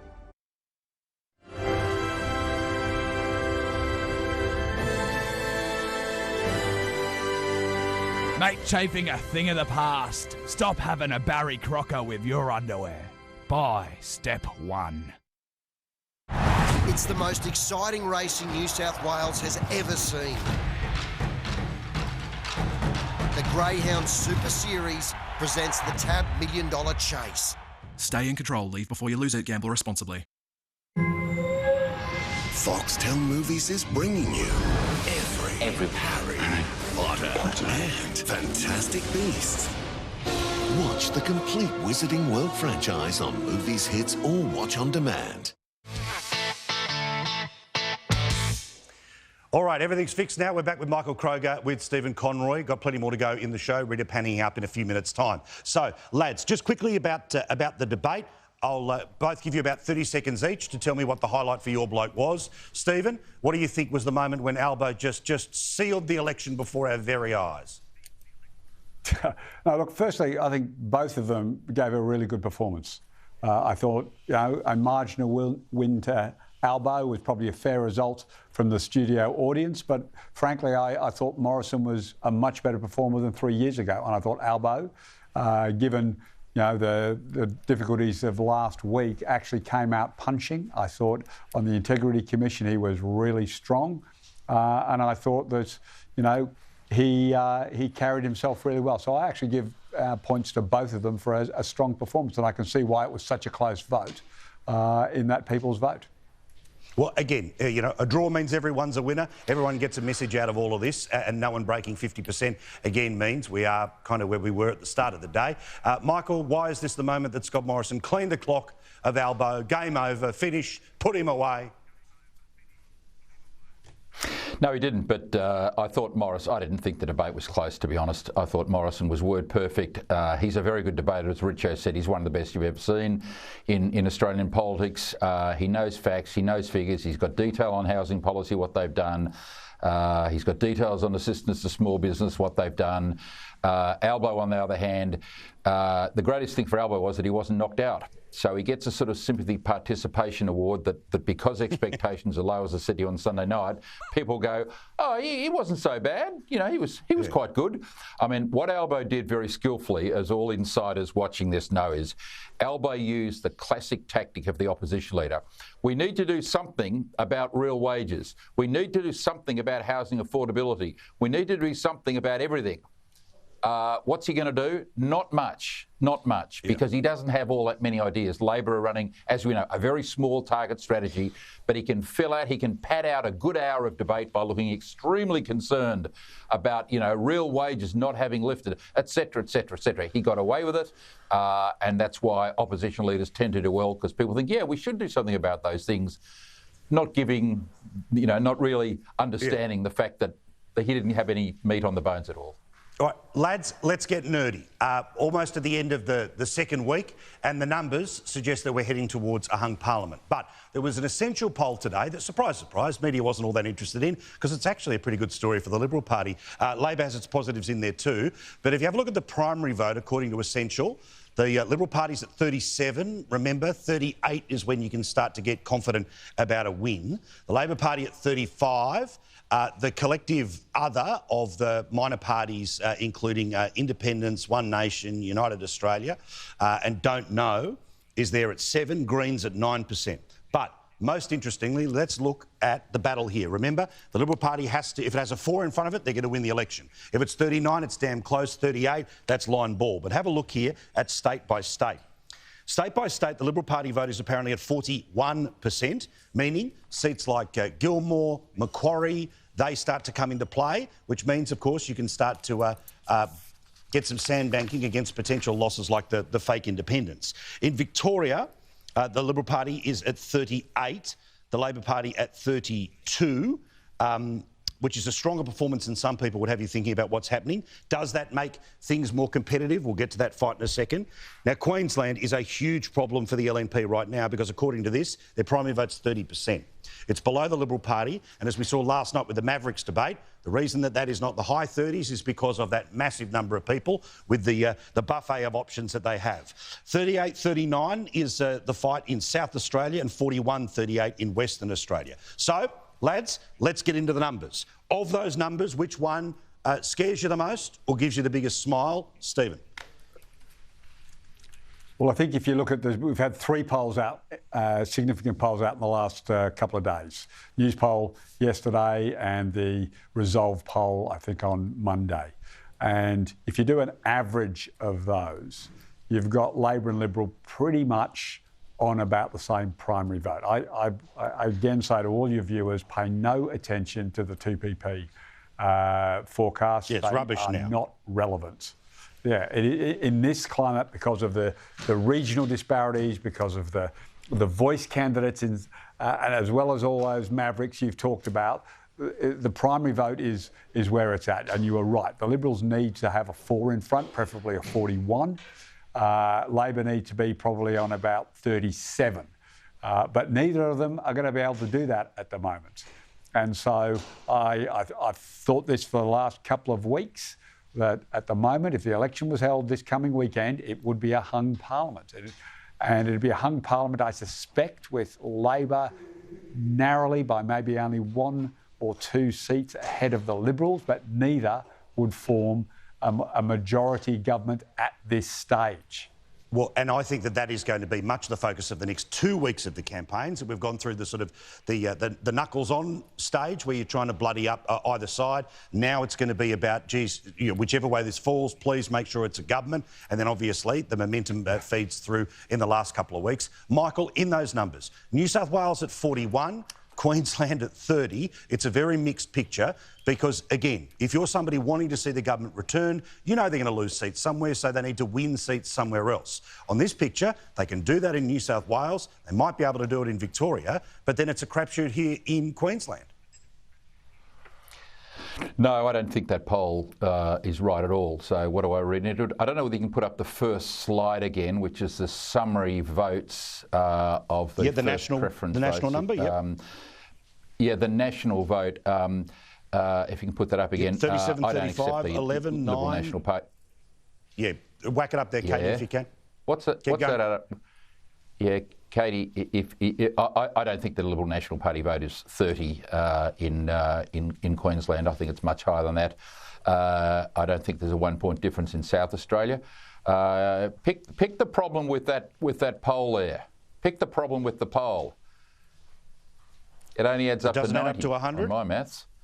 80. Well, yes, but then also, but the green number 90, of 9 is not in our graphics. I apologise, mate. There's only so much I can do while doing the TV, but I appreciate the live criticism. So 37, 35, right, 11, 9, 11, okay. 7. Thank you for marking my homework on air. I don't think the Liberals are 3% ahead of Labor's primary vote in Victoria. I don't think we're 3% behind in Queensland. I don't think the differential's 1% in South Australia, and I don't think the differential's 3% in Western Australia. So what do I think of that poll? Not a lot, to be honest. Well, can I also show everyone this little scenario before I get a couple of Queenslanders in here, which is you want to talk about the great chasm in Australian politics right now. People between 35 and 54. Well, if you have a look at women, they're going to split hard for the Labor Party, plus all the fake independents. But then if you have a look at the same age group, but the blokes, it's exactly the opposite. So we're in a scenario again where, Michael, you're going to have husband and wife, boyfriend and girlfriend, boyfriend and boyfriend, girlfriend and girlfriend, let's be modern, where a house is divided going into this election. Well, that shouldn't be allowed, mate. Families should stick together. Families should stick together. Yeah, what do you think again? I'll tell you one other thing, Paul. Demographically, this is the problem. If the Liberal Party gets done, it's going to get done because 35 to 54-year-old women didn't turn up and preference discipline didn't exist on the right. That's the truth. Yeah. Look, there's one other factor about these polls that I'd love to ask a pollster, and if you've got someone on, you should ask them. Are they factoring a shy Morrison voter effect into these polls? Because at the last election, one of the reasons they were so wrong, as they were with Trump in 16, as they were with Brexit, is the Conservative voter who will not say, because they're worried about the consequences, to a pollster that they are voting Conservative and not hard left, because that's what they do. And we've seen it in 3 elections recently where that was a very significant vote. The shy voter effect takes place when the elections are cultural, not like in South Australia where there are really no cultural issues involved, or in Queensland or West Australia. But where there are cultural issues involved, and there are in this election, particularly over a number of issues. Boat people is one, certainly women's sport, participation in women's sport is another. So there is a shy Morrison voter effect, and we just don't know how big that is. But Morrison is probably 1% higher than the 1.5% higher than the published polls indicate. All right. Thank you, guys. Do appreciate it. Look forward to resuming class next time we get the chance to have a chat. Quick break, back with more. Live from Queensland, Rita Panahi coming up in a couple of minutes' time. And she's absolutely going to give it to K. Rudd and the Liberal equivalent of K. Rudd, the far less hairy Matt Keane, but just as committed to seeing the Morrison government lose. Rita in a couple of minutes' time. Piers Morgan, less than a week away.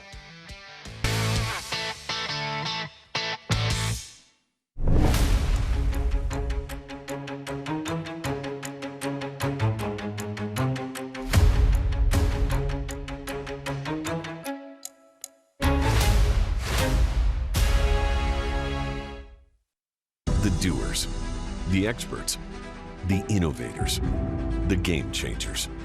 They are out there, somewhere in the world, ready to join your team and take it to the next level. With Globalization Partners' full-stack global employment platform, we make it happen. Not in days, but right now. Fast and easy. The future of work is here. Globalization Partners makes it possible. It's the most exciting racing New South Wales has ever seen. The Greyhound Super Series presents the TAB $1 Million Chase. Stay in control. Leave before you lose it. Gamble responsibly. Right now at Carpet Call, you can take 50% off. Yes, 50% off all fashion rugs purchased at carpetcall.com.au. So what are you waiting for? Call Carpet Call now. Call Carpet Call. The experts in the trade. Imagine one machine so versatile, so effective. You can burn fat and lose weight while sculpting and toning your entire body at the same time. Introducing Slim Cycle, the incredible 2-for-1 fitness system that delivers a cardio blast workout with a complete upper body sculpting system for a full body workout in one dynamic, comfortable machine. I've lost 10 pounds. I could not recommend a better exercise equipment for anyone. With Slim Cycle, you're going to pedal your way to a slimmer you in no time. It's the ultimate 2-for-1 workout combining cardio and strength training. It's incredibly comfortable, plus it converts from the upright to recumbent position, so there's an ideal setting for you. With a superior cushioned seat and memory foam backrest for support, Slim Cycle will be the most comfortable ride of your life. With 8 levels of magnetic resistance, just turn up the dial to turn up the intensity. And Slim Cycle is completely silent, so you can watch TV, talk on the phone. You won't even disturb a sleeping baby. The large digital display tracks your calories, distance, speed, and has an odometer that shows every kilometre you've ever ridden. And with built-in heart monitor, you can track how hard you're working out. Slim Cycle also folds in half, just like an ironing board. And it's on wheels for easy storage. Call Global Shop Direct or go online now to try Slim Cycle for only $29.95 postage and handling through this amazing TV offer. Try it in your home for 30 days. If you love it, keep it, and we'll just charge you the balance. Slim Cycle is the 2-in-1 full-body workout system that offers incredible comfort and support. But if for any reason you're not completely satisfied, just send it back within the trial period and pay no more. You won't get this incredible 30-day in-home trial offer anywhere else. So call or go online to order your Slim Cycle today.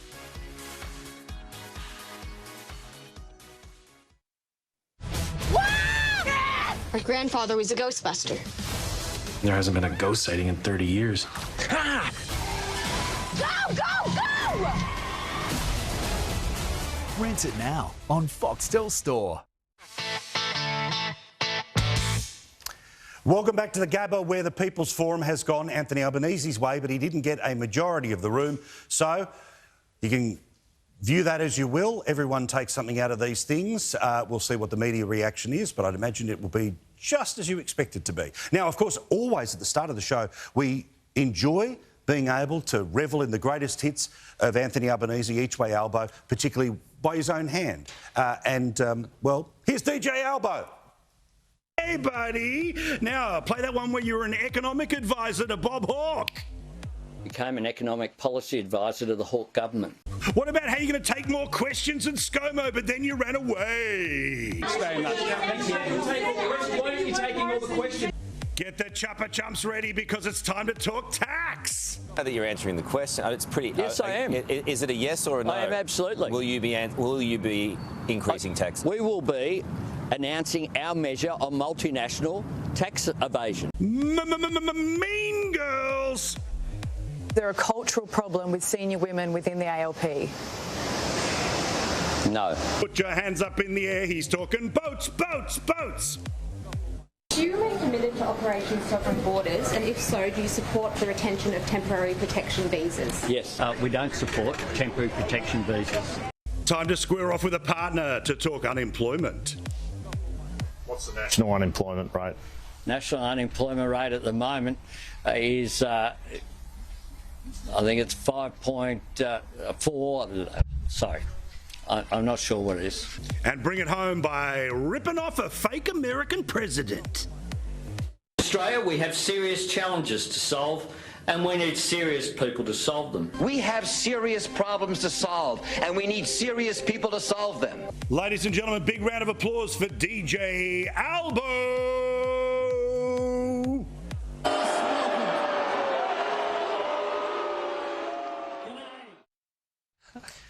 Got to play it every night. Joining me is my Sky News colleague. Very good to see you. Yeah, great to see you too. And Senator James Campbell, nice to see you. Now, let's get into a few things here. What did you see, Gary, tonight? What did you see as the obvious lines of attack or areas of weakness when it comes to the government? Look, I think the government needs to arc up on the enthusiasm for the future, that side of things. I think it's also important the Prime Minister gets a clear message, and I think he probably got it across tonight inadvertently, to the base that this election's not won yet. You know, it's not over. There is a long way to go. There's another 32 days or 23 sleeps, as they say in politics. Not many sleeps there. So, Paul, the Prime Minister at least looked prime ministerial, whereas I just don't think people can actually imagine Anthony Albanese doing the job he's put in the dodgy CV for. James McGrath, James Campbell, God love him, potentially future senator from Victoria. There's a lot more hair. So, he's more erudite though. What did you see from the Queensland perspective about what to prosecute when it comes to Albo? Well, the first thing about Albanese is he needed to win tonight, and he didn't win tonight. He needed to smash Albanese out of the park, and he didn't do that. But he didn't really talk about the issues that impact upon Queensland, did he? No, he didn't talk. He mentioned cost of living, but didn't talk about jobs and what drives the economy here in Queensland. My theory about Albo is he's the Uncle Arthur of politics. You know, he's bumbling around and think about it. Google Uncle Arthur if you're under the age of 40. But that is him. Do you want this guy running the economy? No, you do not. And that was a competency test, and he failed it. Now, Gleeso went and did a bunch of what they call vox pops, where you just ask random people questions in the Queen Street Mall, just up the road. He said that basically it was a pretty obvious division, under 40, over 40. Something that you can get a bit of an indication about how elections are going to go is if we get a census in between elections, because you're able to start to work out, is the electorate older, is it richer, where does this, where's that? They even give information that breaks us down to the different electorates. Queensland, of course, has changed because so many people have come from different places. They obviously bring their politics with them, Gary. So, again, are we flying a little bit blind on the data to work out whether places like Petrie, that's a seat that's always gone with government since 1970, be it Liberal or Labor, about whether somebody moved from the hardcore greeny bit of Melbourne and now lives there? Paul, a lot of things that are settled are things like the statistics around population growth. For every extra million people moving into southeast Queensland, there's going to be 600,000 to 700,000 more cars on the road. You're going to have to build 4 PA hospitals, 4 major hospitals. They're the realities that state governments are not addressing. And I don't believe that you can sheet that blame home to Scott Morrison. So people talking about the price of housing, for instance, in Brisbane, it's gone up because people are buying into the market. It's not Scott Morrison's fault. The Australian population hasn't gone up. The Queensland population has. The Queensland government hasn't released land. They haven't made more spaces available. We've got 15,000 homes flood afflicted, and we have a rental accommodation rate of 0.1%. So in other words, if you're not there the second before it's put on the rental market, it's gone. We've got Joe Hildebrand, who is back at the Sky News Centre. Joe, give us your sense of obviously why Albo was amazing, won it, changed the campaign. Give us your take. Well, I would simply quote the late, great Bob Hawke, which is that the voters are always right. They're never wrong, and if you think they are, then you don't belong in a democracy. I think they did get it about right tonight. I don't think either side landed a killer blow. There seems to be almost unanimity around this. I think Albo did perform slightly better than Scott Morrison simply because of the benefit of low expectations. It was a horror week last week, and the fact that it's a bit like Dunkirk, survival is victory. So even just getting through without a gaffe and putting in a pretty solid performance seems pretty strong. Let's not forget, he's never done this before. Scott Morrison does have the benefit of 3 years' experience and having done 3 last time around. And obviously, I think every friend or supporter of Albo held their breath when the PM was going him over the boat turnbacks. That looked like a moment where the whole thing could have gone belly up, but he didn't bounce out of it. He didn't bounce. He didn't fight his way out of it at the time. He somehow just sort of muddled through, but he did wheel back round at the end and say, you know what? Yes, we didn't have that policy in 2013, and we changed our minds and we adopted it because it was good and it worked. And so again, he managed to make a virtue out of sort of owning up. Let me finish up here. All right, I've got less than a minute, so I need bumper stickers from all of you about where the campaign goes next. Gary? I think it's got to be about the future. It's got to be about the big vision, about where we're going to land Australia a generation from now. James? It's about the minor parties on the right. You've got a choice between Scott Morrison or Anthony Albanese as Prime Minister. Don't waste your preferences. Give them to us on the right side. All right, there we go. A bit of advocacy thrown in as well. Joe, give me the 10-second version about where it goes from here. I think Labor is going to have to start rolling out some big policies just so it can point to why it should be the party of the future and why the government isn't, and it can't be a small target anymore. And why is Sky News always cutting people off? Even my own show, people say it's too short. That was a bizarre moment, but I was as polite as possible, trying to call it, anyway, she was wrong. All right, thanks very much. The great Rita Panny is next. We'll see you back in the Man Cave tomorrow night. Live on Sky News Australia, The Rita Panahi Show. Welcome to The Rita Panahi Show. Coming up tonight, we'll unpack the First Leaders debate with Peter Gleeson, and Adam Crichton will join me with the latest US news. But first, what does it say about the miserable, destructive and disingenuous moderates of the Liberal Party when Anthony Albanese, a man from Labor's socialist left faction, sounds more sensible and mainstream on gender issues than the likes of Matt Keane, Trent Zimmerman and the rest of the white anti-wets? Today, Albo said this when asked about the Catherine Deves furor. Girls should be able to play sport against girls and boys should be able to play sport against boys. Meanwhile, the man who has caused the most damage to Scott Morrison's election campaign isn't Anthony Albanese. It isn't the Mean Girls or even the miserable ghost of Malcolm Turnbull. No, the man who has tried his utmost to derail the Coalition's campaign is this inept pretender. I certainly don't want to cancel Catherine Deves or silence her whatsoever. What you're doing is you're joining a media leftist pile-on that has taken little snippets of what she said, has exaggerated them, has been deceptive about them. But there is a line, and I think hate speech or hurtful speech is inappropriate in our public discourse. We can be better than that. You and I are having a very robust discussion here, Chris, and that's what we want in our democracy. But there are ways to carry it out, and I'm saying I don't think the way that individual carried out this debate was appropriate or helpful in the public discourse. It's a gross exaggeration to call it hate speech. You know, Matt Keane talks about using respectful language. He talks about respectful debate. But he knows perfectly well that Catherine Deves has for more than a week now been subjected to the most vile, ugly, misogynistic abuse, and yet he keeps attacking her. Even after the PM backed her, he kept attacking her. Even after former Prime Ministers Tony Abbott and John Howard joined Scott Morrison in backing Deves, Keane kept up the attack.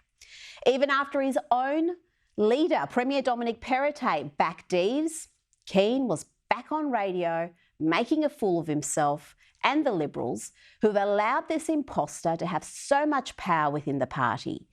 Here is Matt Keane with Ben Fordham from This Morning.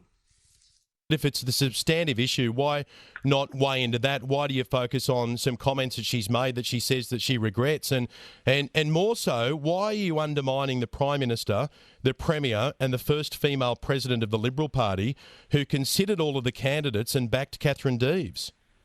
Well, the last thing I'm doing is undermining the Prime Minister or the Premier. The Premier and I are in absolute agreement that these comments were abhorrent, they are vile, and they have no place in Australian public discourse. But the Premier has selected Catherine Deves. He was part of the committee that selected Catherine Deves for this seat of Warringah. So you are going against your own Premier. Well, I think that's not right, Ben. I mean, these issues have arisen. But hang on, just address that for me. How is that not right? Let me just repeat it. He was part of the committee that selected Catherine Deves, and you are now suggesting she should be disendorsed. So that is defying the wishes of your boss, the New South Wales Premier, and the Prime Minister, and the former President of the Liberal Party. That was about the high point of the interview for Matt Keane. It only got worse from there, much, much worse. Listen here as his misrepresentations are called out one by one. Whether it's hate speech or not. But look, as I said, she's apologised for some of those comments. You've made comments you shouldn't have made. I've made comments I shouldn't have made. Did you think of reaching out to Catherine Deves, considering she's got no experience in politics and she's on your team? Did you think of reaching out to her and saying, hey, listen, can I have a word with you? Can I give you some advice? Instead of going on Twitter and campaigning against a Liberal candidate in the middle of a federal election campaign? Look, I'm not going to turn off my conscience because there's an election, Ben, and nor would anyone expect me to. This language is not appropriate. You know, what does it say to a young teenager struggling with their identity if a community leader is comparing them to sex offenders? What does it say to a survivor? Well, hang on. How did she compare a young trans person to a sex offender? Well, Ben, I mean, she said that trans people are surgically mutilated and sterilised. Yeah, no, on the mutilation thing, she was talking about someone who had undergone surgery having breasts removed. And as I told you, there are cases going on at the moment in the UK where there are people who are taking